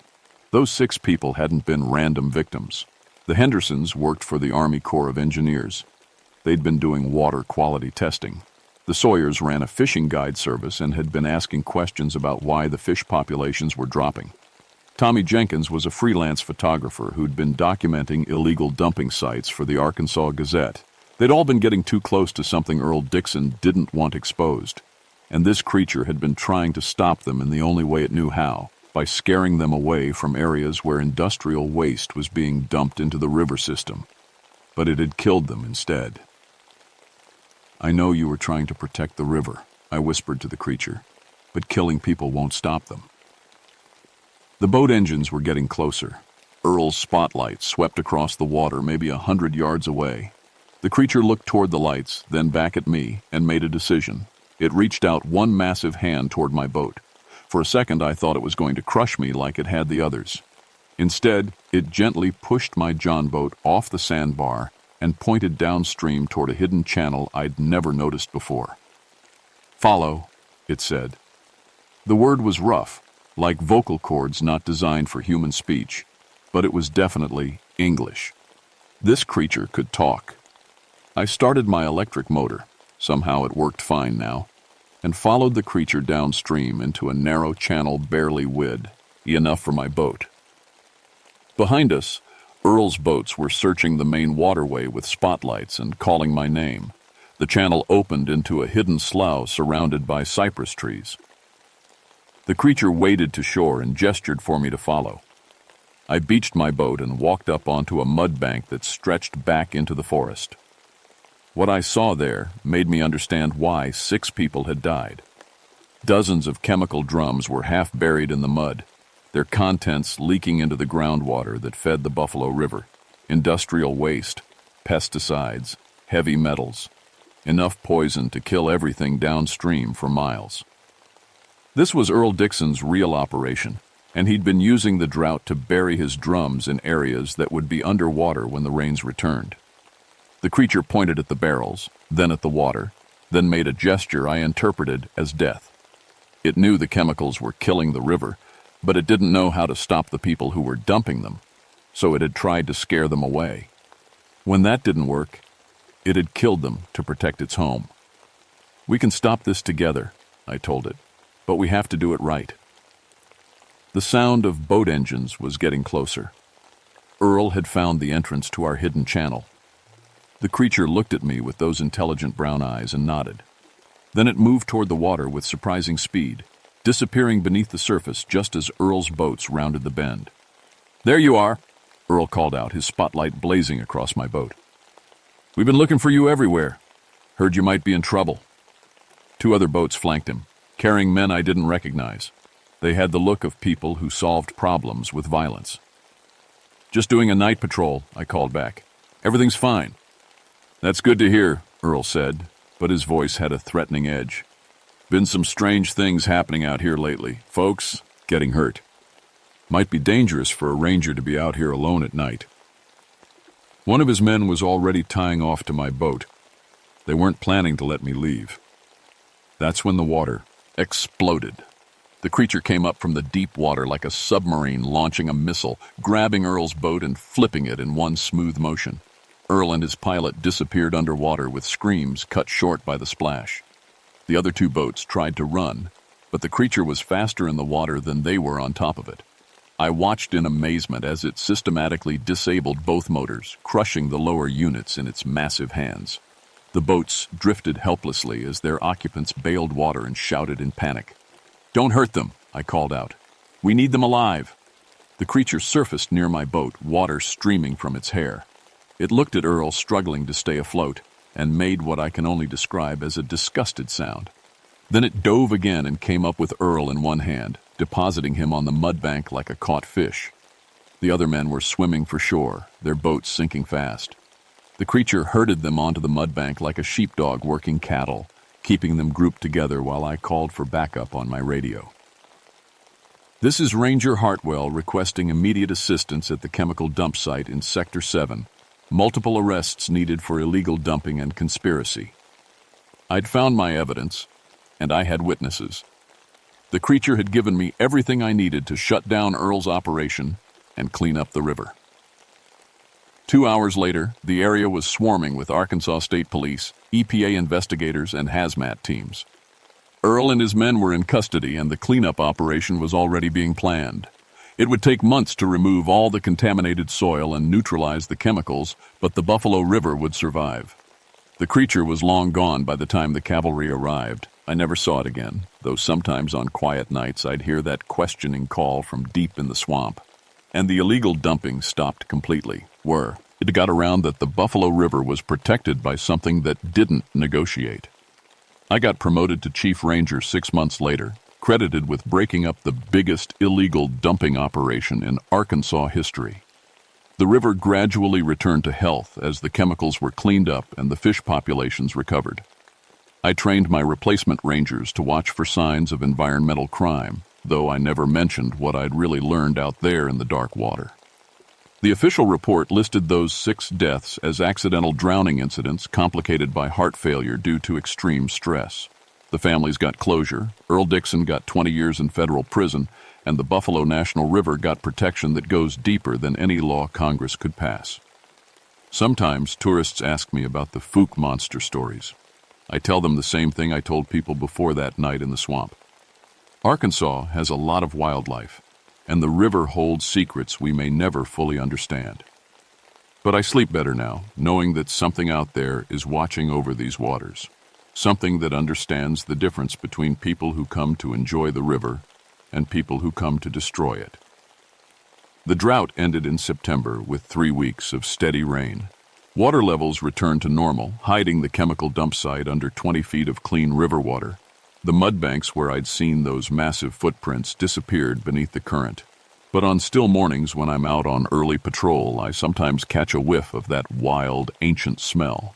And I know I'm not alone on the river. I'm just the day shift.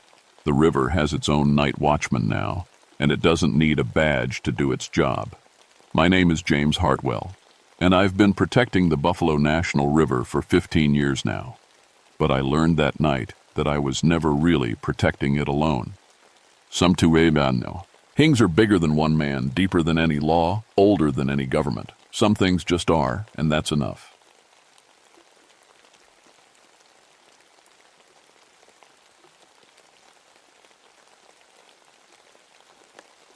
My name is Daniel Hayes, and I've been a park ranger for 8 years. I inspect bridges for a living, checking cables, looking for cracks, making sure people don't fall to their deaths. It's not exciting work, but it matters. Before this job, I studied engineering. I believe in math, science, and things you can measure. I never believed in monsters. The new River Gorge Bridge in West Virginia is my main responsibility. It's 876 feet high, almost as tall as 3 football fields stacked on top of each other. When you stand on it, the river below looks like a thin blue ribbon. On foggy days, you can't see the bottom at all. October is the worst month. The fog rolls up from the river every morning, thick as cotton. Tourists love it because it looks mysterious. I hate it because I can't see what I'm doing. But the bridge still needs checking, fog or no fog. People around here tell stories. They say there's something living in the gorge, a creature with huge wings that shows up before bad things happen. They call it the Moth Man. According to the stories, it appeared before a bridge collapsed in Ohio back in the 1960s. 46 people died when that bridge fell into the river. I always laughed at those stories. Flying monsters, please. I deal with real problems: rust, metal fatigue, stress fractures, things that can actually hurt people. The bridge gets about 16,000 cars every day. During tourist season, it's even more. Families drive across taking pictures. Kids press their faces against car windows, amazed by how high they are. Old couples hold hands walking across the pedestrian walkway, all of them trusting that this giant piece of steel will hold them up. That's my job, making sure it does. I live alone in a small house near the park headquarters. My ex-wife said I cared more about bridges than people. Maybe she was right. But bridges don't lie to you. They don't leave you. They just do their job day after day until they can't anymore. Then they tell you through cracks and rust spots and stress readings. You just have to know how to listen. Every morning, I drive to the bridge with my equipment: electronic sensors that measure how much the bridge bends, ultrasonic devices that find hidden cracks, a computer that records everything. The bridge talks to me through these machines, tells me how it's feeling. October 15th started like any other day. Heavy fog, cool air, the sound of cars driving slowly across the bridge because drivers couldn't see far ahead. I parked my truck at the south end and got out my gear. The first thing I noticed was how quiet it was. Usually, the gorge echoes with sound. Cars, wind, the river below. But that morning everything felt muffled. Even my footsteps sounded different on the steel walkway. I started my inspection at the South Tower. The bridge has 2 towers, one on each end, connected by cables and the roadway. I'd done this walk hundreds of times. Hook up the sensors, check the readings, move to the next section. Simple. But the readings weren't normal. The sensors showed the bridge was flexing, bending back and forth like something heavy was walking on it. But I could see the traffic. Just regular cars and trucks, nothing unusual. The math didn't add up. I rechecked my equipment. Everything looked fine. I tried again. Same results. The bridge was moving like it had never moved before. That's when I heard the first sound. A low whooshing noise like giant wings beating the air. I looked up, but the fog was too thick. I couldn't see anything above the bridge cables. Something was wrong. I just didn't know what yet. The whooshing sound came again, closer this time. I stopped walking and listened hard. Wind through the cables makes a whistling noise. This was different, deeper, more regular, or like breathing. My equipment started acting up. The electronic sensors flickered and went dead. My computer screen showed static. I hit the side of it, but nothing changed. In 8 years, I'd never had all my equipment fail at once. I kept walking toward the center of the bridge. Without the sensors, I had to rely on my eyes. I looked for rust spots, loose bolts, anything that might explain the weird readings. Halfway across, I found something that made my blood turn cold. There were marks on the steel, not scratches or rust. Actual gouges, like something with huge claws had grabbed the bridge. The marks were fresh, cutting through the paint down to bare metal. They were arranged in sets of 4, each gouge about as long as my hand. I measured them. The span between the marks was nearly 3 feet. What kind of animal has claws that big? As I bent down to get a closer look, a shadow passed over me. I looked up fast, but saw nothing except fog. The shadow had been huge, bigger than any bird I knew. My radio crackled with static. I tried to call headquarters, but got only noise. All my communication was down. I was alone on the bridge with whatever had made those marks. That's when I saw the eyes. 2 red dots floating in the fog above me, maybe 30 feet up. They didn't blink. They just watched. I stared back, trying to make sense of what I was seeing. The fog shifted, and for a second I saw something impossible. Wings. Massive black wings that stretched wider than the bridge was tall. A body like a man, but larger, more muscular. And those eyes, glowing like hot coals, staring right at me. I stumbled backward, nearly tripping over my equipment bag. When I looked up again, it was gone. My hands were shaking. I told myself it was the fog playing tricks, maybe a helicopter with strange lights. There had to be a logical explanation, but deep down, I knew better. I'd seen something that wasn't supposed to exist. I finished my inspection as fast as possible, checking only the most critical areas. The claw marks were everywhere, on the towers, the cables, even the roadway itself. Whatever this thing was, it had been all over the bridge.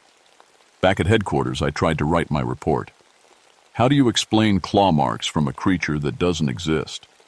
How do you tell your boss that a flying monster is messing with your bridge? I wrote about equipment failure and recommended a full structural analysis. I didn't mention the eyes or the wings. I wanted to keep my job. That night, I couldn't sleep. I kept thinking about those eyes, the way they seemed to look right through me. I researched Moth Man sightings online. Most were just stories, but some included details that matched what I'd seen. The wingspan, the glowing eyes, the way it appeared near bridges. One article made my stomach drop. It was about the Silver Bridge collapse in Point Pleasant, Ohio in 1967. Dozens of people had reported seeing a large, winged creature in the weeks before the bridge fell. The creature had red, glowing eyes and left strange marks on the bridge structure. 46 people died when that bridge collapsed. I looked at photos of the wreckage. Cars crushed in the river, families destroyed, a community shattered. The bridge had been inspected just months before and declared safe. I thought about the claw marks on our bridge, the impossible stress readings, the equipment failure. Was the same thing happening here? The next morning I drove to the bridge earlier than usual. The fog was even thicker, but I had to know. I had to see if the creature was still there. I didn't have to wait long. As soon as I stepped onto the walkway, my equipment died again. Complete electrical failure, like something was jamming all the signals. I kept walking anyway, using just my eyes and hands to check the bridge. The whooshing sound started when I reached the center span. This time, I was ready for it. I looked up and saw the creature clearly. It was perched on the north tower, wings folded against its body. In daylight, it was even more terrifying. The body was humanoid, but wrong. Too tall, too muscular, covered in dark fur or feathers. The wings were enormous, with a span that had to be at least 15 feet. But it was the eyes that scared me most. They weren't just glowing, they were intelligent. This thing was watching me, studying me, like it was trying to decide something important. We stared at each other for what felt like hours. Then, slowly, the creature spread its wings and took off. It circled the bridge once, those red eyes never leaving me, then disappeared into the fog. I found more claw marks that day, fresh ones. The creature wasn't just visiting the bridge, it was working on it, touching it, changing it somehow. And my stress sensors, when they briefly worked, showed the bridge was getting weaker. Over the next week, the creature appeared every time I came to the bridge. It seemed to be waiting for me. At first, I was terrified. Then I became curious. The thing never attacked me, never even came close. It just watched. I started keeping a notebook. When the creature appeared, where it perched, how long it stayed. I began to see patterns. The creature only showed up when my equipment detected structural problems. If a section of the bridge was stressed or damaged, the creature would be there first, perched right on top of the problem area. It was like it could see things I couldn't. My equipment worked better when the creature wasn't around, so I learned its schedule. Early morning visits were safe. The creature usually appeared around 10 a.m. and left by noon. Afternoon inspections were impossible. Complete electrical failure every time. But even when my equipment worked, the readings were getting worse. The bridge was developing micro-fractures in places that should have been strong. The stress patterns made no sense from an engineering perspective. It was like the bridge was aging 10 times faster than normal. I tried to report this to my supervisor, but without working. Equipment during the creature's visits, I had no proof, just stories about electronic failures and my own observations. "Equipment breaks," my boss said. "Get it fixed and do your job." But I knew it wasn't just equipment failure. The creature's presence was somehow interfering with electronics. Cars passing by during its visits had their radios cut out. Cell phones stopped working. Even digital watches would freeze. I started researching electromagnetic fields. Some animals, like sharks and dolphins, can sense electrical fields. Maybe this creature generated some kind of electromagnetic pulse. Then I had a crazy idea. What if the creature was trying to tell me something? I went back to the bridge with an analog compass, the old-fashioned kind that doesn't use electronics. When the creature appeared, the needle spun wildly, pointing in different directions. But it wasn't random. The compass was pointing to specific spots on the bridge. I checked those spots later, when the creature was gone. Every single one had structural problems: cracks, corrosion, metal fatigue. Problems my regular inspections had missed. The creature wasn't damaging the bridge. It was showing me what was already wrong. But why? What did it want? I thought about the Silver Bridge collapse, the Moth Man sightings before the disaster. What if the creature hadn't caused the collapse? What if it had been trying to prevent it? The idea seemed insane, but the evidence was mounting. The creature appeared at problem spots. It interfered with electronics, but only near areas that needed attention. It watched me like it was waiting for me to understand something important. I started having dreams. Nightmares, really. I saw the bridge collapsing, cars falling into the gorge, people screaming. In the dreams, I could have prevented it, but I didn't listen to the warnings. When I woke up, the creature would be outside my window, those red eyes staring at me through the glass. The stress readings kept getting worse. According to my calculations, the bridge was approaching critical failure. But the problems were in areas that shouldn't fail, areas that had been fine just weeks before.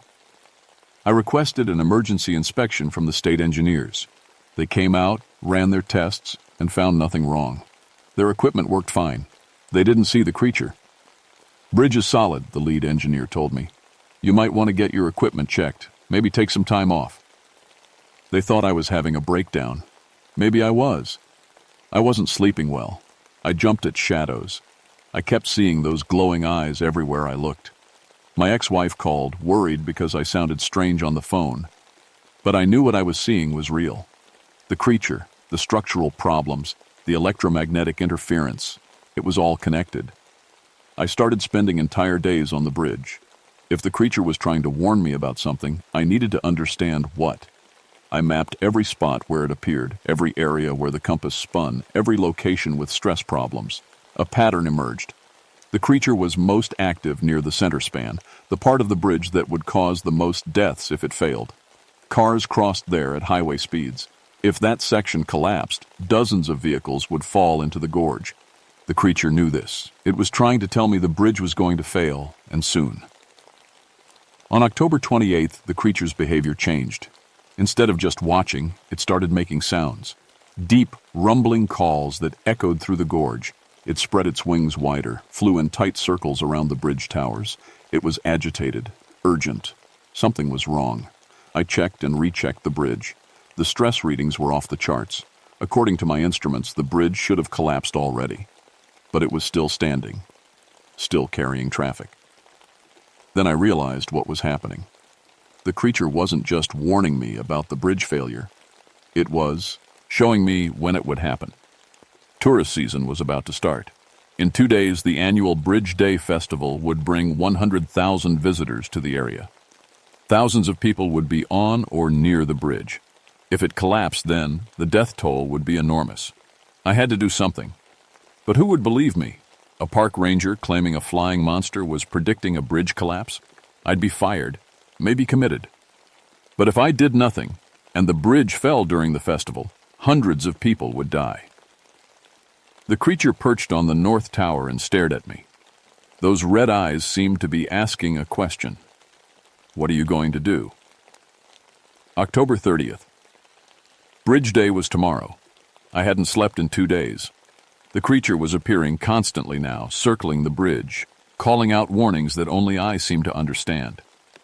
I tried one more time to convince my supervisor. I showed him my stress readings, my photos of the claw marks, my documentation of the electromagnetic interference. "Hayes, you're talking about canceling Bridge Day because of a bird," he said. "Do you know how much money this festival brings in? How many people are already here?" "It's not a bird," I said. "And the bridge is going to collapse." He stared at me for a long moment. "I think you need to go home. Take a few days off. Get some rest." "You don't understand. I understand that you're having some kind of breakdown. Don't make me write you up." I left his office knowing I was on my own. The creature was still out there, still trying to warn people who wouldn't listen, just like before the Silver Bridge collapse. That night, I sat on the bridge in the dark. The creature appeared immediately, landing on the railing just 20 feet away. This close, I could see details I'd missed before. The intelligence in its eyes, the almost human-like features of its face, the way its head tilted as it watched me. "Atsi, you know it's going to happen, don't you?" I said out loud. "You've seen it before." The creature made a low, rumbling sound. Not threatening, almost sad. "How many times have you tried to warn people? How many times have they not listened?" It spread its wings slightly, and I saw something that made my heart race. The wings were scarred, marked with old injuries. This creature had been through battles, had suffered trying to prevent disasters. "I believe you," I whispered, "but I don't know how to stop it." The creature stood up on the railing, towering over me. Then it did something incredible. It pointed. One long, clawed finger extended toward the center of the bridge, then swept down toward the gorge below. It was showing me exactly where the bridge would fail. I understood then. The creature couldn't prevent the disaster itself. It could only warn. The choice was mine. I spent the rest of the night on the bridge, checking and rechecking the area where the creature had pointed. My equipment worked in brief spurts, giving me glimpses of catastrophic stress readings. The metal was failing at the molecular level, weakening in ways that normal inspections couldn't detect. By dawn, I knew what I had to do. At 6 a.m., I called in a bomb threat. "There's a device on the New River Gorge Bridge," I told the 911 operator, disguising my voice. "You need to close it immediately." Within minutes, police cars were racing toward the bridge.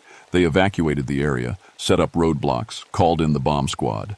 Bridge day was canceled. I watched from a distance as hundreds of people were turned away. Angry tourists, frustrated vendors, disappointed families. They had no idea I might have saved their lives. The bomb squad searched the bridge for hours.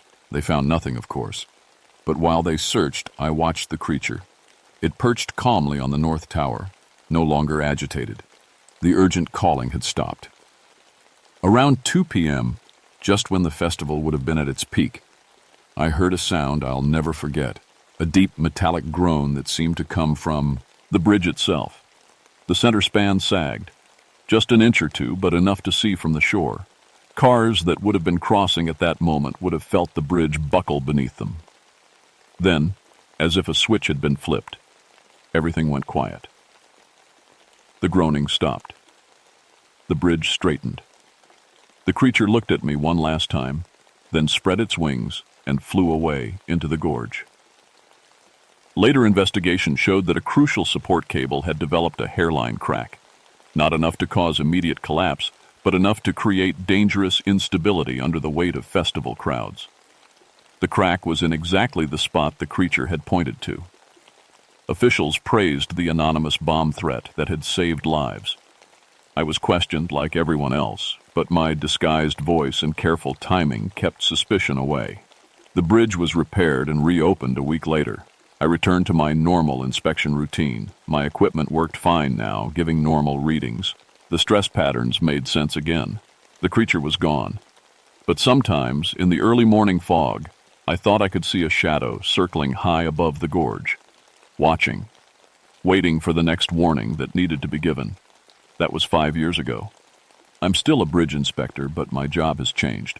Word got out somehow about my special ability to spot structural problems before they become critical. I've been called to inspect bridges all over the country. Bridges where other inspectors found nothing wrong, but officials were worried anyway.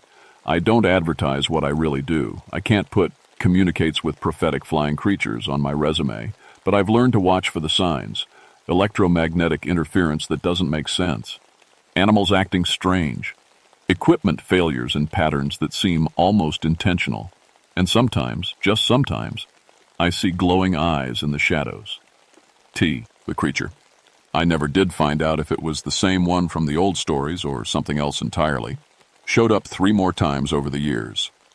Once at a bridge in Montana, where I found stress fractures that could have killed a school bus full of children. Once in Florida, where hurricane damage was worse than anyone realized. And once in my home state, where an old railroad bridge was about to drop a freight train into a river. Each time, I managed to find a reason to close the bridge. Equipment malfunction, gas leak, suspicious activity, whatever excuse would work. Each time the bridge failed shortly after, but with no one on it. I never saw the creature up close again. It would appear just long enough for me to spot the problem, then disappear, like it knew I understood now.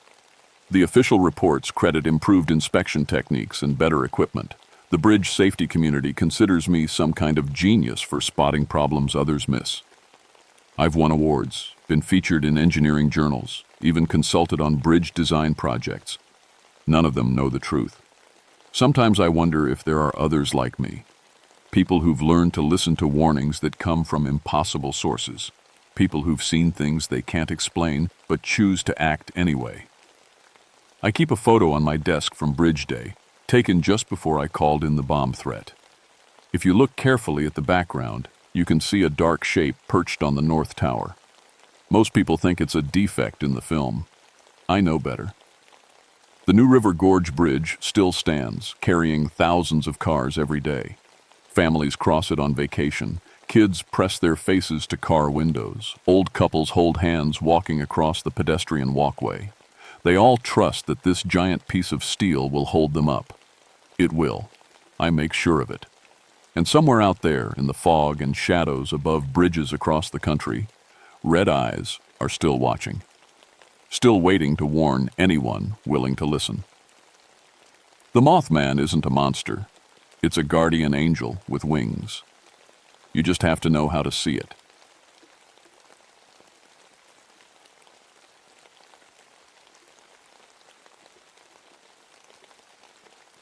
My name is Patricia Drummond, and I've been a park ranger for 13 years. Most people call me Patty. I work in the North Cascades up in Washington State, where the mountains get so tall they scrape the clouds. Winter up here isn't like winter anywhere else. It's mean, it's hungry, and sometimes it makes things happen that shouldn't be possible. I became a ranger after my brother Tommy died in an avalanche. He was only 19, just a kid who loved to ski. The mountain took him, and I guess I thought if I learned everything I could about these peaks, maybe I could save someone else's brother. Maybe I could make sense of it all. February is the worst month. The snow piles up 12 feet deep, and the wind howls through the valleys like something in pain. When a blizzard hits, you can't see your hand in front of your face. The cold gets so bad it hurts to breathe. We call it the hungry season because everything up here is just trying to survive until spring. The radio crackled to life at 6 a.m. on a Tuesday morning. I was drinking coffee in my cabin, watching the snow fall outside my window. It had been coming down for 3 days straight. "Patty, we got a problem," said my boss, Jim Morrison. Not the singer, just a guy with the worst luck in names. "The research station at Cascade Pass has gone quiet. No radio contact for 4 days." I knew that station. 5 scientists studying snow patterns and climate change. They had enough food and fuel for 3 months, plus emergency supplies. These weren't city folks who didn't know a snowflake from a snow shovel. They were smart people who knew the mountains. "Could be their radio died," I said. But even as I said it, something felt wrong. They had backup radios. They had satellite phones. They had ways to call for help. "We dropped supplies yesterday," Jim continued. "Pilot said the station looked normal from the air. SEM. Okay from the chimney, lights on. But nobody answered our calls." I stared out at the swirling snow. Cascade Pass was 15 miles from my cabin, all uphill, through some of the most dangerous terrain in the park.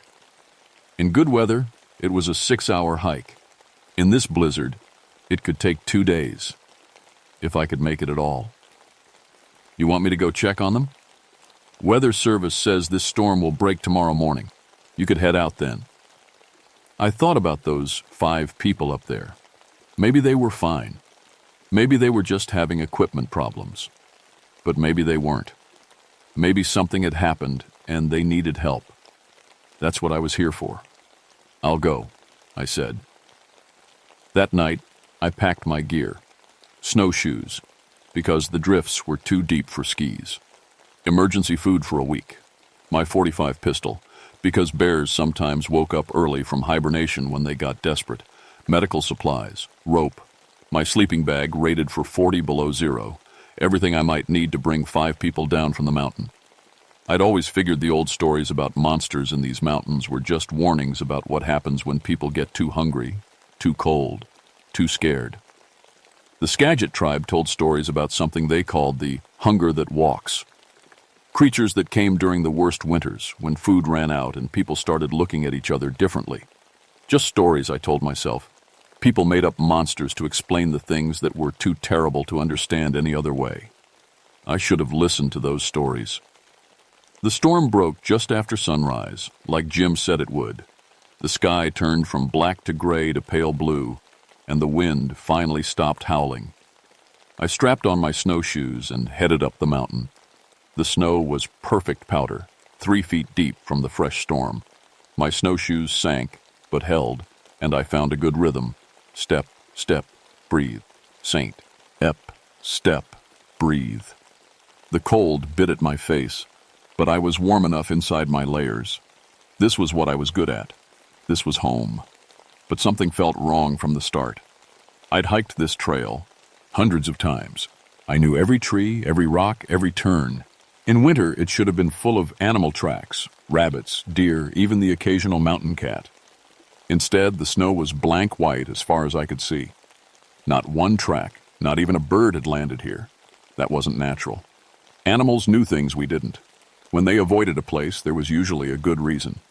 It took me 8 hours to reach the research station. My legs burned and sweat had frozen in my hair despite the cold. But I made it. The station sat in a clearing at 5,400 feet, a cluster of 4 buildings connected by ropes you could follow even in a whiteout. Solar panels, radio antenna, weather station. Everything looked normal. Too normal. Smoke rose from the main building's chimney. Lights glowed in the windows. But no one came out to greet me, even though they must have heard my snowshoes crunching across the clearing. "Hello?" I called. "Anyone home?" Nothing. I knocked on the main door. It wasn't locked. Mountain people rarely locked their doors. Out here, a closed door could mean death to someone seeking shelter. The inside of the station was warm, almost hot. The wood stove was burning bright, fed with fresh logs. Coffee sat in a pot on the electric burner, still warm. Food was laid out on the counter: bread, canned soup, dried fruit. Enough to feed 5 people. But the place had been torn apart. Chairs were overturned. Drawers hung open with their contents scattered on the floor. Cabinet doors stood wide and empty cans were scattered everywhere. It looked like someone had been frantically searching for food, but food was right there on the counter. I called out again. "Dr. Martinez? Dr. Chen? Anyone?" My voice echoed off the walls and died. I was alone. I found the first strange thing in the kitchen. Bite marks on the wooden table. Deep gouges where someone had chewed on the E. Deej, like an animal might gnaw on a bone. But these were human teeth marks. I was sure of it. The second strange thing was the radio room. All the equipment was working fine. I tested the main radio, the backup radio, even the satellite phone. Everything worked perfectly. So why hadn't they called for help? The logbook sat open on the desk. The last entry was from 4 days ago. Day 47. Still snowing. Team morale good. Food supplies adequate. All equipment functioning normally. Weather forecast shows storm clearing in 2 to 3 days. Dr. J. Martinez, team leader. But something was written below that in different handwriting. The pencil marks were deep, pressed hard into the paper like the writer was angry or desperate. So hungry, can't stop eating. More food, need more food. Always hungry now. I stared at those words. They didn't make sense. The station was full of food. Canned goods, dried supplies, fresh vegetables they'd been growing in their little greenhouse. Why would anyone be hungry? I searched the other buildings. The sleeping quarters showed signs of a fight. Overturned bunks, scattered clothes, a broken window that someone had covered with cardboard. The research lab was a mess of scattered papers and broken equipment. But no people, no bodies, no blood. The tracks outside told a story, but it was a story that didn't make sense. Snowshoe tracks led away from the station in every direction, like people had left at different times, going different ways. Some tracks went in circles, coming back to the station from impossible angles.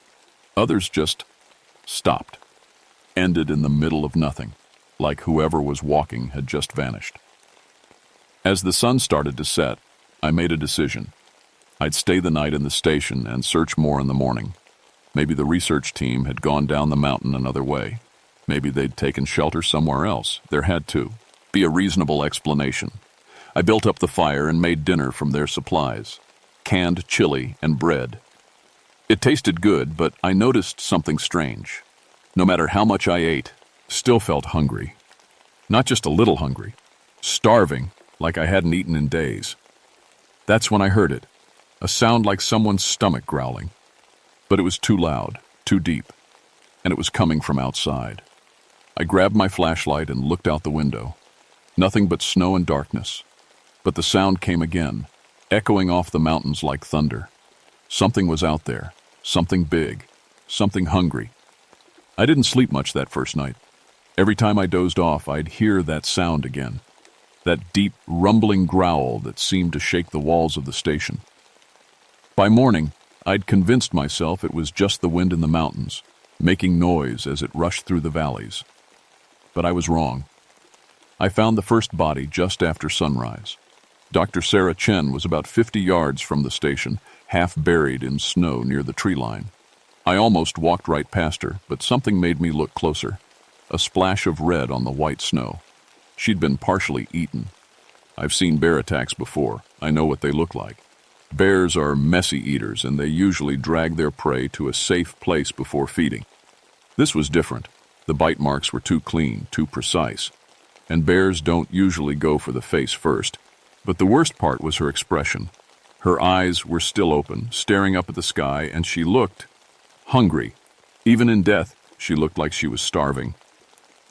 I radioed down to Jim immediately. "I found one of them," I said. "She's dead. Looks like an animal attack, but I'm not sure what kind of animal." "Any sign of the others?" I looked around at all those crazy snowshoe tracks. "They scattered. I'm going to follow the tracks, see if I can find them." "Be careful, Patty. If there's a predator up there." "I know. I'll check in every hour." But even as I said it, I knew this wasn't a normal predator. The tracks told a story that made no sense. Some led into the trees and just stopped. Others went in perfect circles like someone had been walking in their sleep. And there were other tracks too. Big ones. Bigger than any animal I knew. I followed the clearest trail, the one that led toward the old ranger cabin about 2 miles north.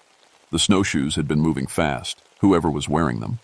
Sometimes the tracks showed where they'd fallen and gotten back up. Other times it looked like they'd been running.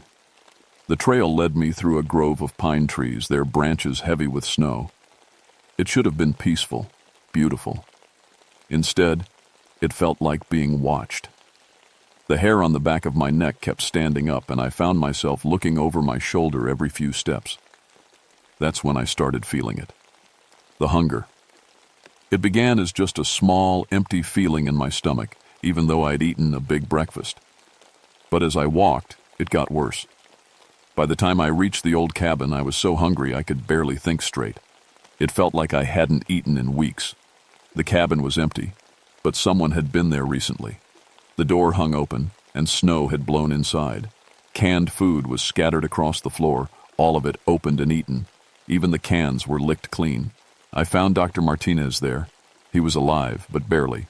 Huddled in the corner, shivering despite the thick winter coat he was wearing. When he saw me, his eyes lit up with a hunger I'd never seen in a human being. "Food," he whispered. "Do you have food?" I had energy bars in my pack. I gave him one, and he tore into it like a wild animal, barely chewing before swallowing. When he finished, he looked at me with those same hungry eyes. "More," he said. "I need more." "What happened up here, Dr. Martinez? Where's the rest of your team?" He laughed, but it wasn't a happy sound. "We ate," he said. "We ate everything, but it's never enough. We're always hungry now." "Hungry for what?" He looked at me for a long moment, and I saw something terrible in his eyes. "You know," he said quietly. That's when I heard it again. That deep, rumbling growl. But this time it was closer. Much closer. "It's coming," Dr. Martinez whispered. "It's always coming. Following the hunger." The walls of the cabin shook. Something enormous was moving outside, circling us. Through the broken window, I caught a glimpse of it.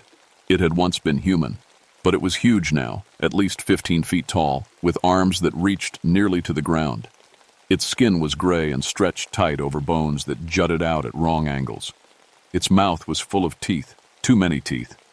And when it opened its mouth to roar, I could see all the way down its throat. But the worst part was its eyes. They were human eyes, filled with a hunger so desperate it hurt to look at them. "Wendigo," Dr. Martinez whispered. "It used to be Dr. Patterson, but the hunger took him first, and every time it feeds, it gets bigger." The creature smashed through the cabin wall like it was made of paper. Dr. Martinez screamed, but not in fear. In hunger. He launched himself at the Wendigo, trying to bite it, trying to eat it. even though it was 50 times bigger than him. I ran. I ran through the snow as fast as my snowshoes would carry me, listening to the terrible sounds behind me. The Wendigo's roar, Dr. Martinez's screams, the sound of feeding, and all the while the hunger grew stronger inside me. I could feel it spreading through my body like a disease, making me think about things I'd never thought about before, making me look at the world differently, making me wonder what human meat would taste like. I made it back to the research station, but I wasn't alone. They followed me through the trees, the other researchers, or what was left of them.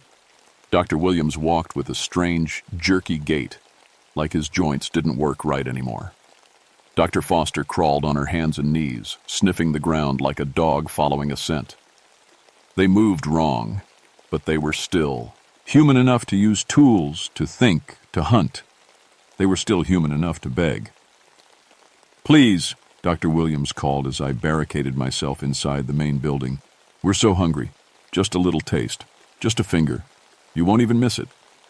I knew they weren't lying. The hunger was eating me from the inside, too. I'd already caught myself looking at my own arm, wondering what it would be like to take just a small bite.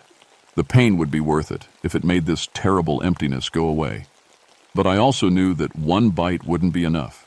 It never was, according to the stories. The Wendigo hunger was like a poison that spread through your body, making you need more and more until there was nothing left of the person you used to be. I had to find a way to fight it. The research station had a good library. I found books about Native American folklore, about the legends of the Skagit people who lived in these mountains long before any white settlers arrived. They had stories about the Wendigo going back hundreds of years. According to the legends, the Wendigo was created when people turned to cannibalism during harsh winters. The act of eating human flesh invited a spirit of endless hunger into their bodies. The spirit would grow stronger with each feeding, eventually taking over completely and transforming the host into a monster. But the stories also said the Wendigo could be killed. Fire was the key. The spirit of hunger feared flame above all else, because fire could purify and cleanse. If you could trap a Wendigo and burn it completely, the curse would end. The problem was catching it. The Wendigo, Dr. Patterson's transformed body, was at least 20 feet tall now. I could hear it moving through the forest, breaking trees as it walked. Every few hours it would circle the station, testing the walls, looking for a way in. Its pack of infected humans would cluster a rows. And it, whimpering and begging for food. I had to move fast. The hunger was getting stronger every hour, and I could feel my human thoughts starting to slip away. Soon, I'd be just like them, crawling on the ground and eating anything I could find. I spent the day preparing. I gathered every flammable thing in the station: gasoline for the generator, propane tanks, even bottles of rubbing alcohol from the medical supplies. I rigged up a trap using climbing rope and pulleys, something that could bring the Wendigo down if I could lure it into the right position. As night fell, the pack got bolder. I could see them through the windows, pressing their faces against the glass, leaving smeared handprints as they clawed at the walls. Dr. Williams had found an axe somewhere and was chopping weakly at the front door. He was crying as he did it. "I'm sorry, Patty," he sobbed between axe blows. "I can't stop. It hurts so much to be this hungry." That's when I made my decision. These people were suffering. They'd been turned into monsters, but part of them was still human, still in pain, still aware of what they'd become. I had to end this, one way or another. I opened the door. Dr. Williams stumbled inside, axe raised, but he was weak from hunger and cold. I managed to get the weapon away from him and tie him up with climbing rope. Dr. Foster crawled in after him, and I did the same to her. They begged and pleaded and tried to bite me, but the human part of them was grateful. I could see it in their eyes. "Thank you," Dr. Williams whispered through his tears. "End it, please." The Wendigo came last. It had to crouch down to fit through the doorway, and even then, its antlers scraped against the frame. Up close, I could see traces of Dr. Patterson in its face, the same nose, the same brown eyes. but everything else was wrong. Its skin was stretched tight over a skeleton that had grown too large for its body. Its fingers ended in claws that could tear through metal. Its mouth was full of broken human teeth mixed with fangs. It looked at me with those terrible, dry eyes and spoke in a voice like winter wind. So, hungry. I know, I said. I can help. I led it toward the center of the room where I'd set up my trap. Rope and pulleys attached to the ceiling beams, all of it ready to come down at the pull of a single cord. The Wendigo followed, trusting me because I smelled like prey, like food it could finally eat. When it was in position, I pulled the cord. The ropes came down like a net, tangling around the Wendigo's massive limbs. It roared and thrashed, but the more it struggled, the more tangled it became. I'd used every piece of climbing rope in the station, and it was strong enough to hold a falling climber. It would hold this monster. Then I started pouring gasoline. The Wendigo's roars turned to screams when it smelled the fuel. It knew what was coming. The infected researchers knew too, and they began crying, thanking me, begging me to hurry. "The fire will cleanse us," Dr. Williams said, his voice clear for the first time since I'd found him. "The fire will set us free." I lit the match. The flames caught instantly, spreading across the gasoline-soaked floor faster than I'd expected. I barely made it to the door before the whole room was engulfed. The Wendigo's screams mixed with the roar of the fire, and for a moment, I thought I could hear Dr. Patterson's voice calling out from inside the monster. "Thank you." The station burned for 3 hours. When it was over, nothing remained but ash and charred bones. The Wendigo was dead. The infected researchers were at peace, and the terrible hunger that had been eating me from the inside finally began to fade. But it didn't disappear completely.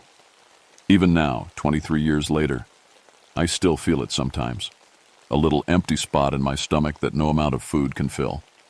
I transferred to desert parks after that winter, places where snow never falls and the temperatures never drop below freezing. I've never worked a winter assignment again. I also started studying Native American folklore seriously, learning about creatures and curses that most people think are just stories. Because they're not just stories.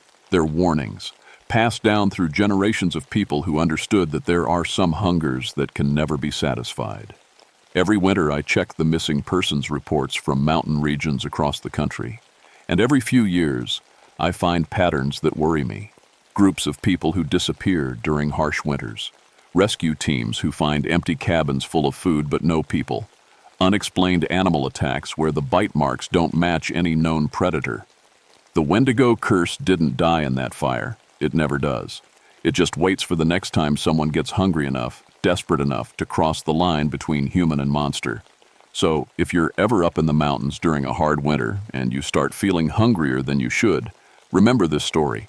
Remember that some appetites are too dangerous to feed. And whatever you do, don't go looking for meat that tastes too familiar. Because once you take that first bite, you'll never stop being hungry again.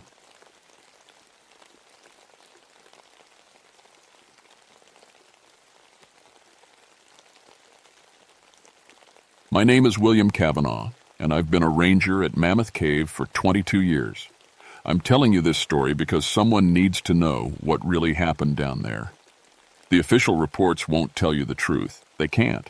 People think being a cave ranger is just giving tours and checking tickets. But Mammoth Cave isn't like other parks. We've got over 400 miles of mapped passages, and that's just what we know about. Some chambers go down 379 feet. In the deepest sections, you're so far from sunlight you might as well be on another planet. My grandfather explored these caves back in the 1920s. My father guided tours here in the 50s. Cave dust is literally in my blood. I learned to read limestone like other kids learn to read books. I could tell you which passages flood in spring, which ones stay dry all year, and where to find the hidden chambers that aren't on any tourist map. That's why what happened in November of 1983 shook me so bad. Because I thought I knew every inch of this place. It was late autumn, the kind of cold that makes tourists stay home. Perfect weather for the cave, though. Down below, it's always 54 degrees, whether it's snowing outside or blazing hot. The Cherokee used to call this place sacred. They had stories about stone giants living in the deep chambers, punishing anyone who disturbed the sacred spaces. I never believed those stories. Not until I met one. The trouble started when Dr. Sarah Chen's research team went missing. 5 experienced cavers, all with PhDs in geology or archaeology. They'd been mapping the lower sections near Wild Cave tour route, nothing dangerous. Professional equipment, proper permits, radio check-ins every 2 hours. Then they just vanished. I found their gear on Tuesday morning. Everything was there, ropes, helmets, lights, mapping tools. But it was us, arranged in perfect geometric patterns on the chamber floor. Circles within circles, like some kind of ritual. None of the equipment was damaged. The batteries in their headlamps were still good. Their notebooks were filled out right up until 3:47 p.m. the day before. 5 people don't just disappear from a mapped section of cave, especially not people who knew what they were doing. The weird part was the walls. I'd been in that chamber maybe 50 times over the years. The limestone formations were as familiar to me as my own living room. But something was different. The stress patterns in the rock looked wrong, like the stone had been squeezed by enormous pressure. There were cracks that weren't there before, running in straight lines instead of following the natural grain. I called it in to my supervisor, and by afternoon, we had a full search team assembled. 6 rangers, 2 local volunteer cavers, and equipment for a 3-day underground operation. Standard cave rescue protocol. We'd done it before, but I had this feeling in my gut that this wasn't going to be standard anything. The Cherokee guides who sometimes worked with us had been acting strange all week. Old Jimmy Crow Feather, who'd been taking people into these caves longer than I'd been alive, refused to go below ground. Said the caves were angry and that we should wait for them to calm down before going deeper. I should have listened to him. We went down at dawn on Wednesday. The cave entrance felt different somehow. The air was wrong. Usually, cave air is perfectly still, almost dead. But there were little breezes coming from passages that should have been sealed off. The temperature was still 54 degrees, but it felt colder. Our first stop was the chamber where I'd found the equipment. I wanted to show the team the geometric arrangements, the strange stress patterns in the walls. When we got there, everything had changed. The equipment was gone, completely gone, like it had never been there. But the geometric patterns were still pressed into the cave floor, only now they were carved into solid limestone. Grooves an inch deep, cut with perfect precision. You'd need diamond tools to make marks like that, and it would take hours of work. Nobody had been down there since I left the day before. The chamber was locked off, and I had the only key. Tommy Rodriguez, one of my best rangers, knelt down to examine the grooves. "Bill, this is impossible. Look at these edges. They're perfectly smooth, and they go right through solid rock." I was studying the wall formations when I heard Jenny Blackwater, our newest ranger, call out from the far end of the chamber. "Hey, there's a passage here that's not on the map." We all turned to look. She was standing next to what appeared to be a natural archway leading deeper into the cave system. The thing is, I'd mapped this chamber myself 6 years earlier. There had been no passage there. Just solid limestone wall. Tommy was already shaking his head. "That can't be right. I've been down here a dozen times. There's no passage there." But there it was. A tunnel about 6 feet high, perfectly round, leading down into darkness. The walls were smooth, almost polished, like they'd been carved by running water. But there were no watermarks, no mineral deposits. Just clean, white limestone that seemed to glow faintly in our headlamp beams. "Maybe there was a small cave-in that opened it up," suggested Mark Chen, Sarah's brother who'd volunteered for the search. "Sometimes rock falls can reveal new passages." I walked over to examine the entrance. No loose rock, no debris, no signs of any kind of collapse. The passage looked like it had been there for thousands of years. The limestone was worn smooth, aged to that white-gray color that only comes with centuries of exposure to cave air. But I knew it hadn't been there 2 days ago. We followed protocol. 2-person teams, constant radio contact, map everything as we go. Tommy and I took point, with Jenny and Mark following 50 feet behind. The other team stayed in the main chamber as backup. The new passage sloped downward at a gentle angle, curving left and right like a natural watercourse. Our footsteps echoed strangely, Sometimes the sound carried for what seemed like miles. Other times it was absorbed immediately, like the cave was swallowing the noise. After maybe 200 yards, we found the first sign of Dr. Chen's team. Sarah Chen's notebook opened to her last entry, sitting on a natural ledge in the passage wall. The pages weren't damaged, weren't even damp, despite the cave's humidity. But the words on the page made my blood run cold. The walls are moving. Jim thinks it's an optical illusion from our headlamps, but I can see the limestone shifting, like it's breathing. The passage we came through is different now, narrower. We should go back, but the way back doesn't look right anymore. Something's watching us from the deep places, something that doesn't want us here. The entry was dated 3:47 p.m., November 15th. The same time their other equipment notes stopped. Tommy was examining the ledge where we found the notebook. "Bill, look at this." He was pointing to handprints pressed into the limestone. Human handprints, but sunk an inch deep into solid rock like someone had pressed their hands into wet cement. 5 sets of handprints. The research team. I radioed back to base camp, but got only static. Radio signals usually worked fine in the upper passages, but something was interfering with the signal. We were on our own. "We should go back," Jenny said, and I could hear the fear in her voice. "This isn't natural. None of this is natural." She was right, but we couldn't leave without the missing team. 5 people were depending on us. We kept going deeper. The passage opened into a vast chamber that definitely wasn't on any map. Our headlamp beams couldn't find the ceiling or the far walls.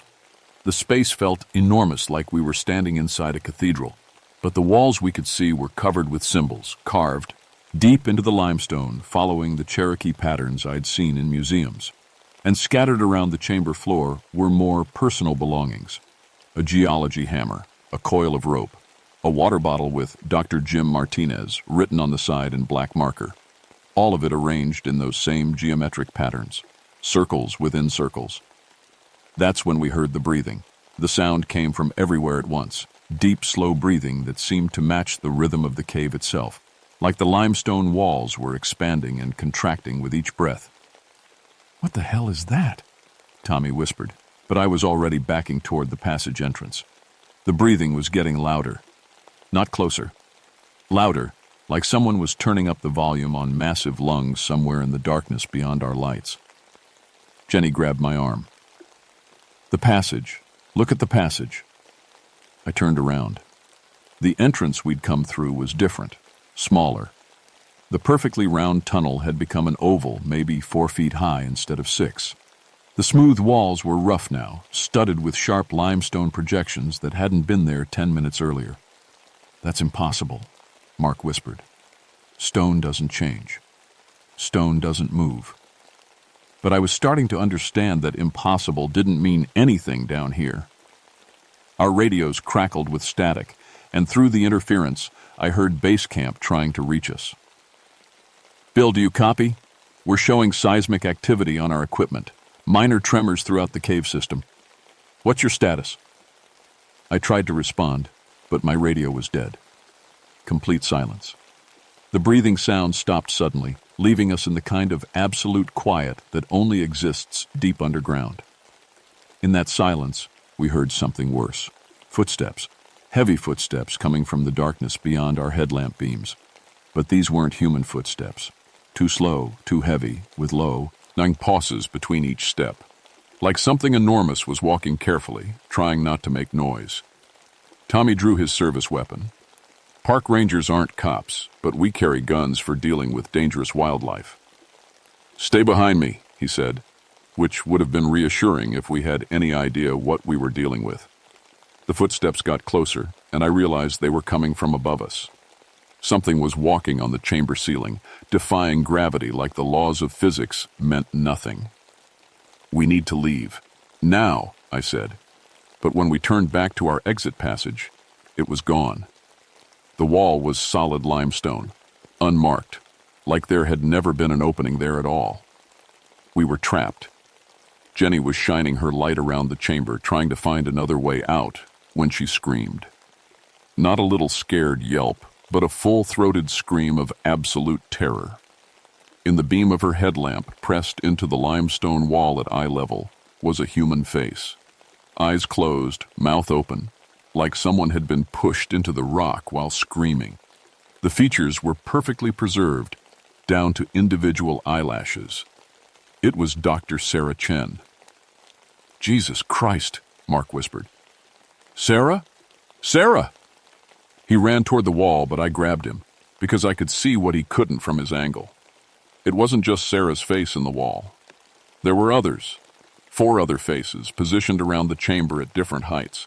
The entire research team, embedded in solid limestone like insects in amber. But their eyes were moving.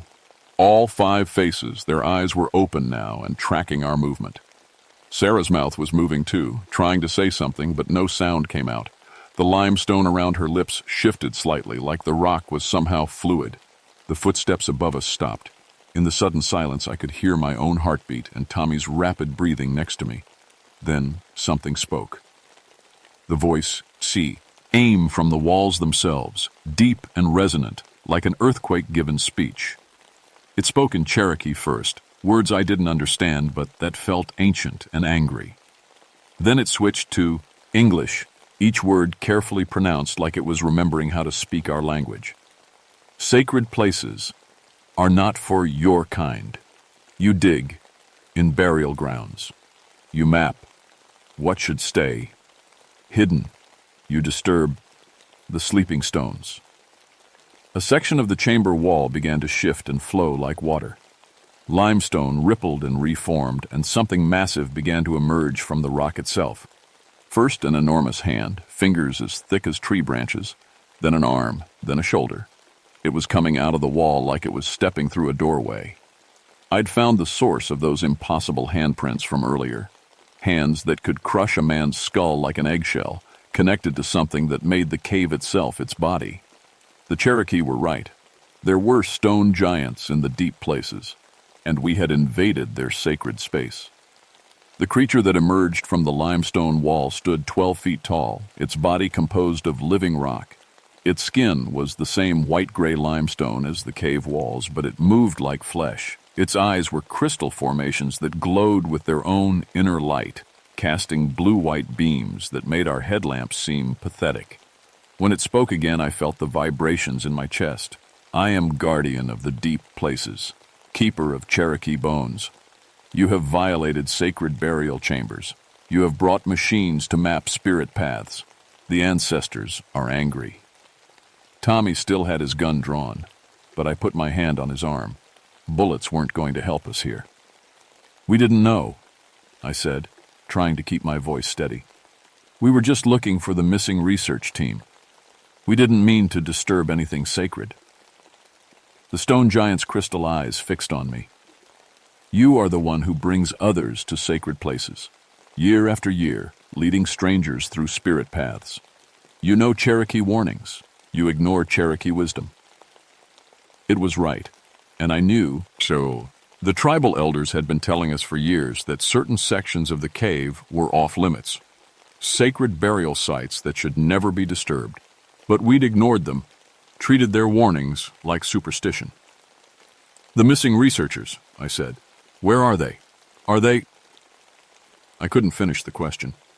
The guardian gestured toward the faces embedded in the chamber walls. "They live within the stone now, safe from the poison of upper world, breathing through limestone lungs, dreaming through limestone dreams. They violated the deepest sacred chambers, so they become part of sacred stone forever." "You can't just trap people in rock," Mark shouted.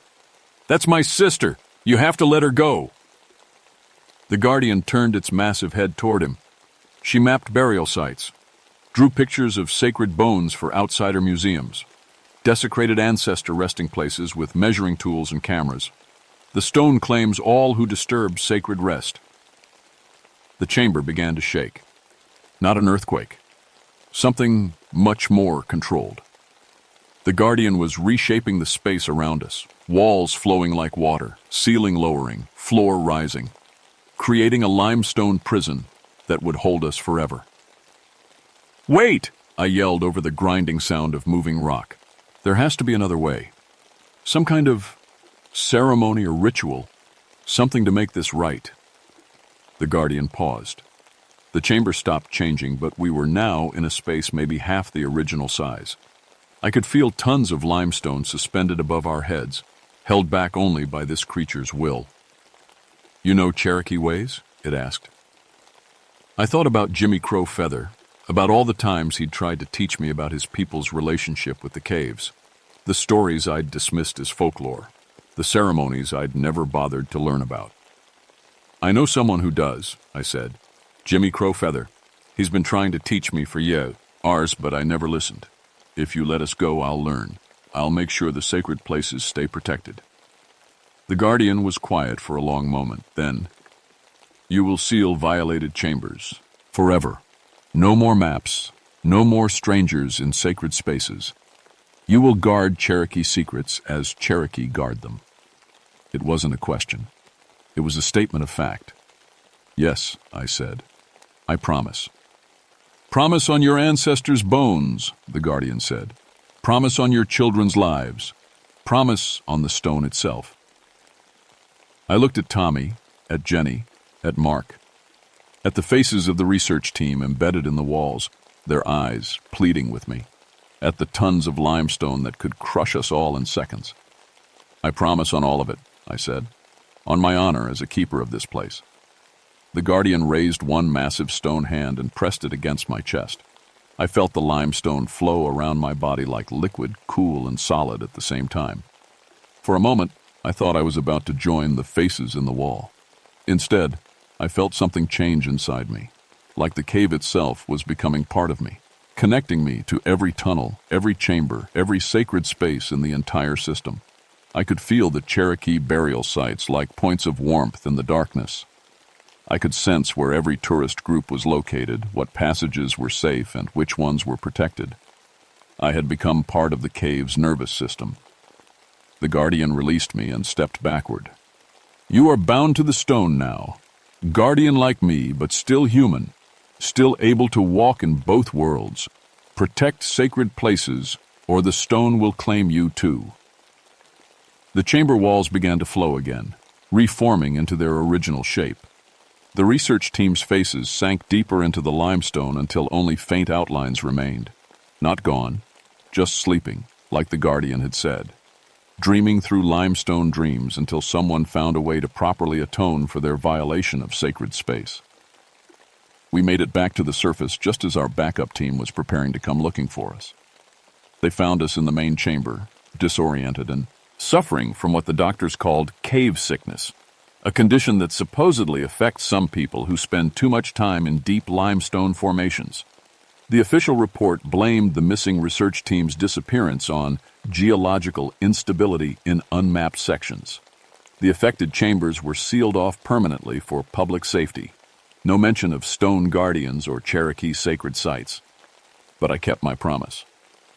Working with Jimmy Crow Feather and the Cherokee Nation, we established new protocols for cave access. Certain areas are now completely off limits, protected by both federal law and tribal authority. The tourist routes were modified to avoid sacred sites. Archaeological research requires tribal permission and spiritual consultation.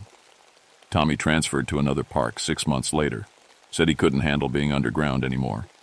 Jenny lasted 2 years before she moved to a job in Colorado. Mark Chen never got over losing his sister to the limestone. He started a foundation for cave safety, but I know he's really looking for a way to get her back. They all think the research team died in a cave-in. Only I know they're still down there, part of the sacred stone, waiting for the day when proper ceremonies can be performed to release them. I still work at Mammoth Cave, still guide tours through the safe passages. But now I can feel the Guardian watching whenever I take groups underground.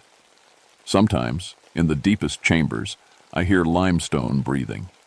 Tourists think it's just the natural acoustics of the cave system. They don't know how right they are. The Cherokee were correct about the stone giants in the deep places. They were correct about the sacred burial chambers. They were correct about the dangers of disturbing spaces that should be left alone. I learned to listen to their warnings. I learned that some places in this world are not meant for our maps and measuring tools. Some places are meant to stay hidden, protected by guardians who remember when the caves were temples instead of tourist attractions. Late at night, when the park is closed and the caves are empty of visitors, I sometimes go down to the sealed chambers. I can hear the research team in there, their voices echoing through limestone lungs. They're not in pain. The Guardian was telling the truth about that. They're just waiting for someone to figure out the right ceremony, the proper offerings, the correct words to speak to the stone. Jimmy Crow. Feather is helping me learn, but Cherokee spiritual knowledge isn't something you can rush. It takes years to understand, decades to master. Until then, they'll keep dreaming through limestone dreams. And I'll keep guarding the sacred places, making sure no one else joins them in the stone. Because I made a promise to something older than human civilization, something that remembers when the Cherokee first entered these caves and declared them holy. A promise I'll keep until the day I die, or until the day the Guardian decides I've failed and claims me for the limestone too. The caves are still sacred. The stone giants still watch from the deep places, and some secrets are worth more than human curiosity.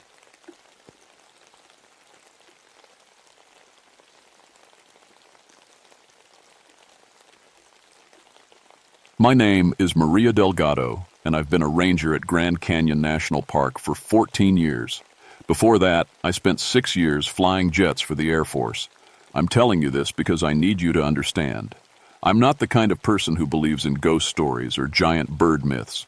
I deal in facts, wind speed, engine failure, pilot error, things you can measure and fix. But what happened in the spring of 1989 changed everything I thought I knew about the world. I was 39 then, working as the aviation safety coordinator for the North Rim operations. My job was simple: keep helicopters flying safely over one of the most dangerous pieces of airspace in America. The Grand Canyon isn't just a pretty hole in the ground. It's a death trap for pilots who don't respect it. Mile-deep walls create wind shear that can flip a helicopter upside down in seconds. Thermal updrafts shoot up from the canyon floor like invisible geysers. I'd logged over 3,000 hours flying in those conditions, and I knew every wind pattern, every dangerous spot, every safe landing zone. The North Rim is different from the tourist side.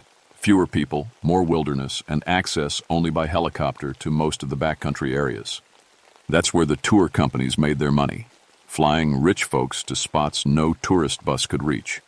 Places at 7,000 feet elevation where the air gets thin and the weather turns mean without warning.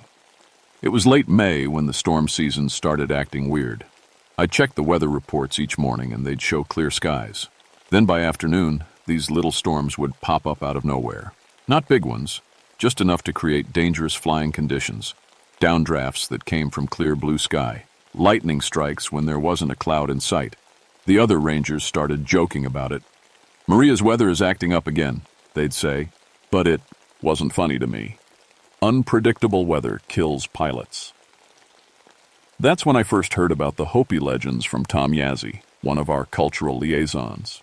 He was Hopi, born and raised on the reservation, and he knew stories his grandfather had told him. "The Thunderbirds are waking up," he said one morning over coffee. "My grandfather always said they protect the sacred places. Maybe someone's getting too close." I laughed it off. Giant eagles that control storms? Come on. I was a pilot. I knew what caused weather. But Tom wasn't smiling. "Maria, my people have lived here for 1,000 years. We know things about this canyon that aren't in your flight manuals." 3 days later, the first helicopter went down.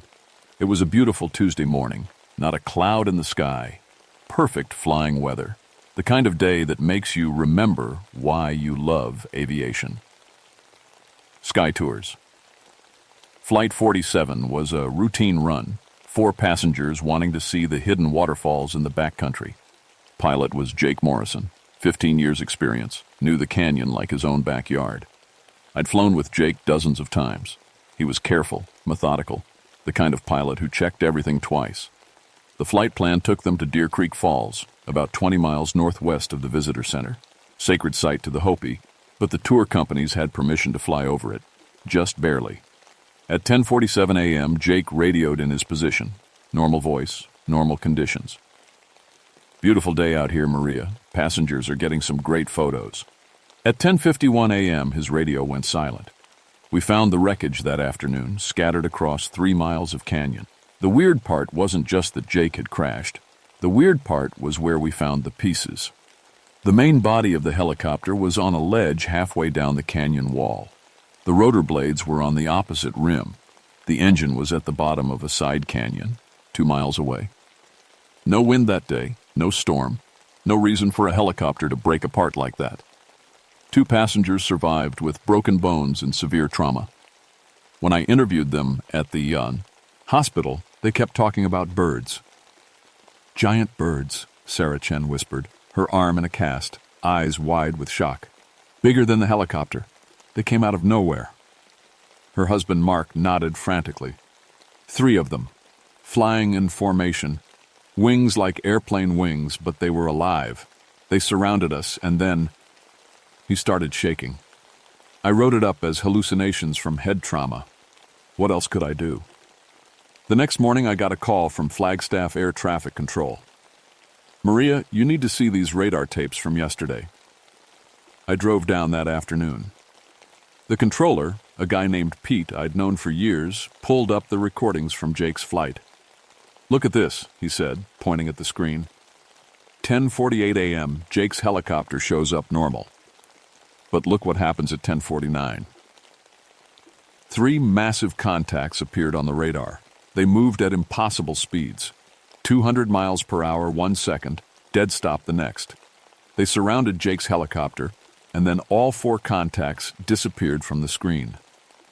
Equipment malfunction, Pete said, but he didn't sound convinced. Had to be. Nothing flies like that. I stared at the screen.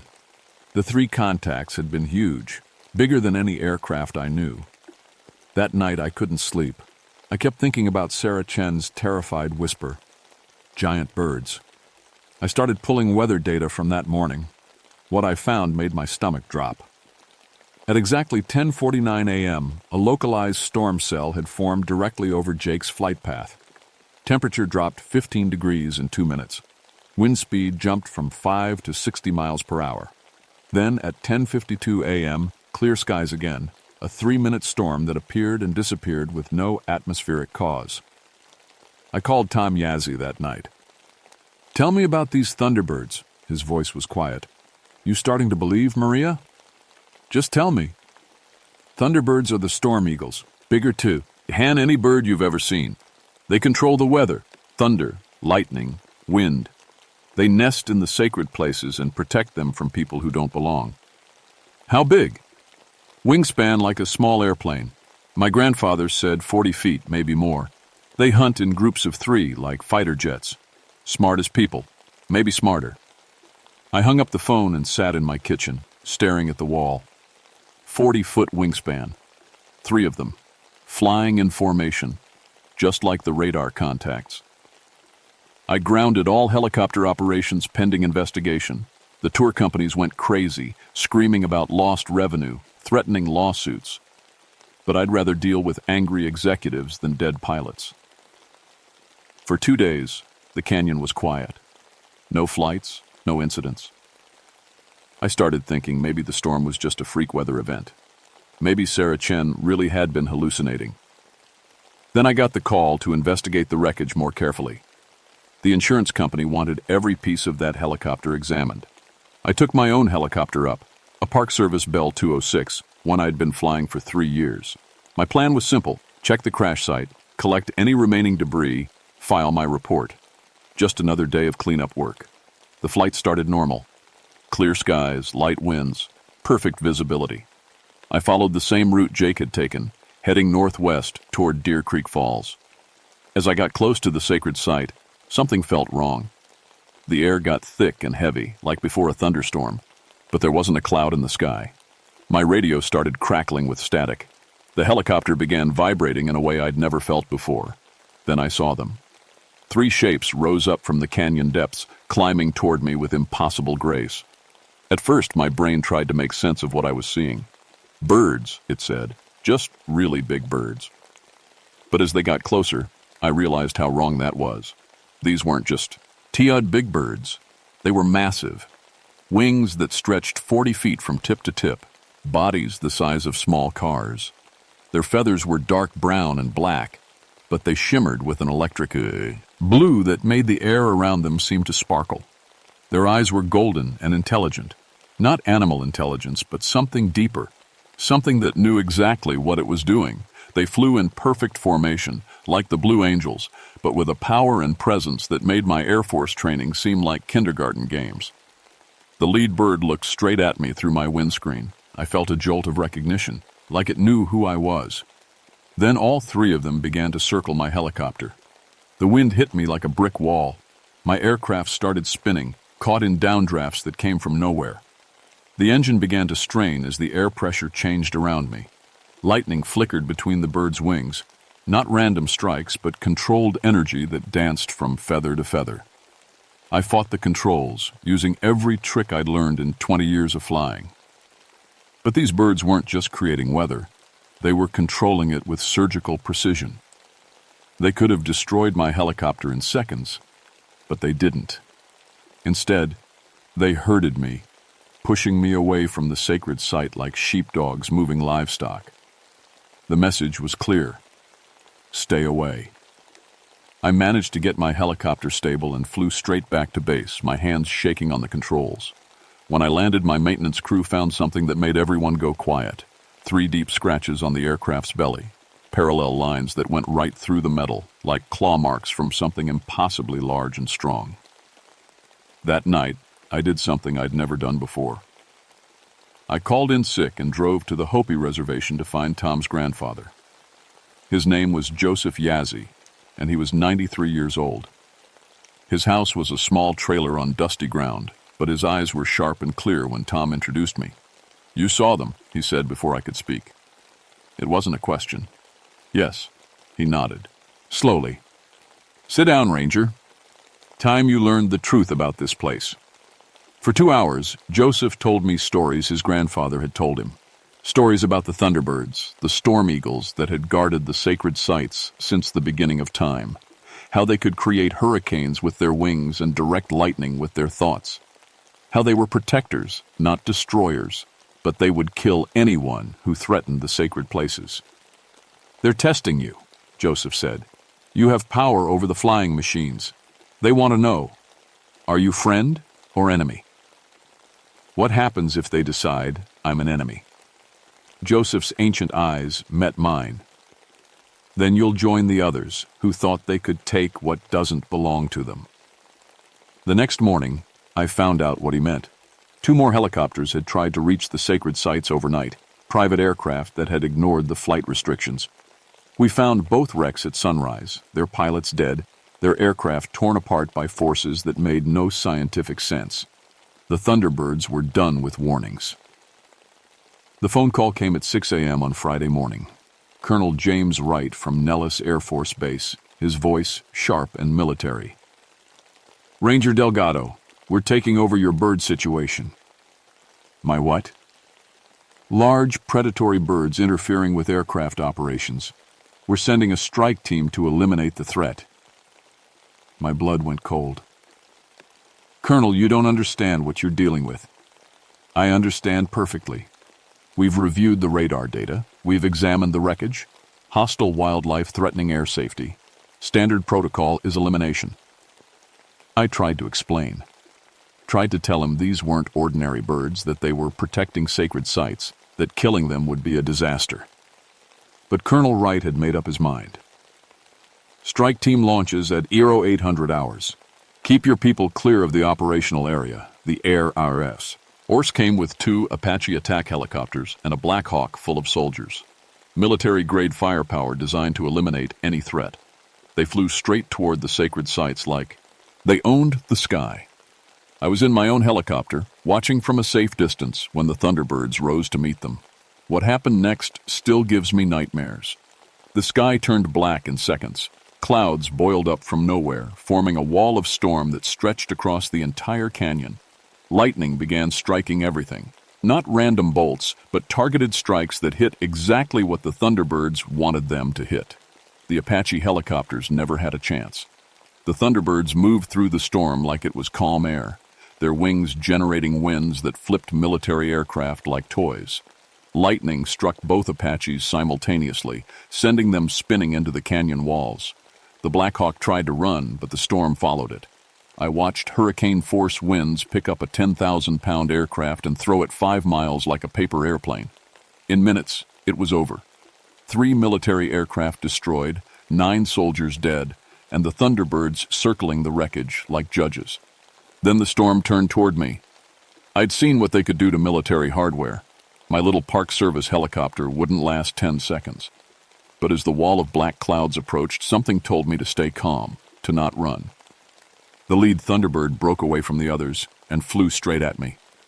It was enormous up close, bigger than my helicopter, more graceful than anything had a right to be.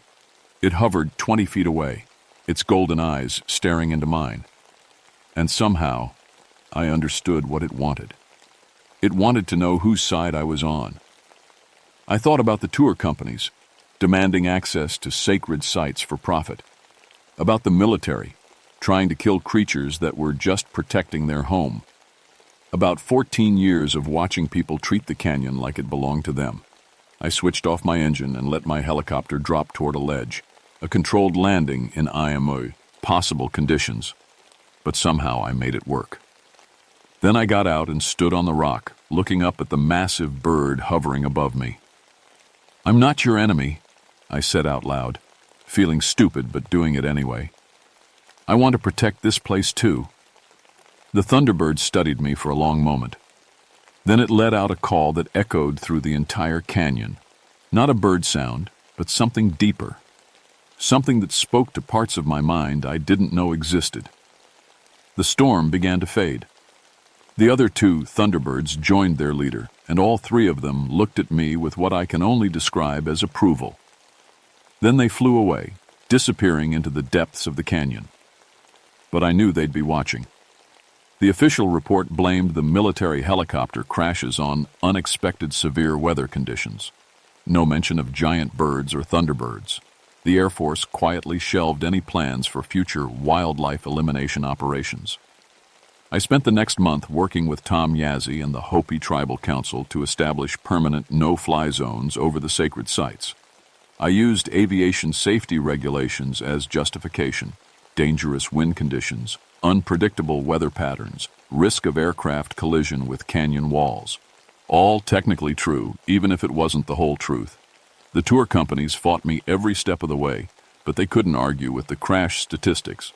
5 helicopters destroyed in 2 weeks, 14 people dead. Even the greediest executive couldn't ignore those numbers. Colonel Wright called once more 3 weeks after the attack. His voice was different, quieter, less sure of himself. "Delgado, what really happened out there?" "Severe weather, sir, just like the report says." A long pause. "Those birds, how big were they really?" "I don't know what you mean, Colonel. Birds don't show up on radar." Another pause. Then, "Keep those no-fly zones in place, Ranger. Permanently." "Yes, sir." "The Thunderbirds still live in the canyon. I see them sometimes when I'm doing routine patrols near the sacred sites. They're always watching, always protecting. The Hopi elders say they're pleased with our agreement. They've had no problems with aircraft for months now. I got transferred to a desk job 6 months later. Insubordination, they called it. Failure to follow federal aviation guidelines. But the no-fly zones stayed in place, and that's what mattered. These days, I work as a cultural liaison between the Park Service and the Hopi tribe. I train new rangers in aviation safety, with special emphasis on respecting indigenous sacred sites. I never mention the Thunderbirds directly, but I make sure everyone understands that some places in the canyon are off-limits for reasons beyond their understanding. Most of them think I'm just being overly cautious. That's fine with me. Sometimes, on clear days when the wind is right, I can hear them calling to each other across the canyon, the storm eagles, the guardians of sacred places. Their voices echo off the ancient rock walls like thunder, reminding everyone who really owns this land. The tourists still come, and the helicopters still fly. But they stay away from certain areas now, following flight paths that respect boundaries older than any government regulation. The sacred sites remain protected, watched over by creatures most people will never see, and wouldn't believe in if they did. I sleep better at night, knowing they're out there. The thunderbirds of Grand Canyon, keeping the balance between our world and theirs. Some myths, it turns out, are just truths waiting to be understood.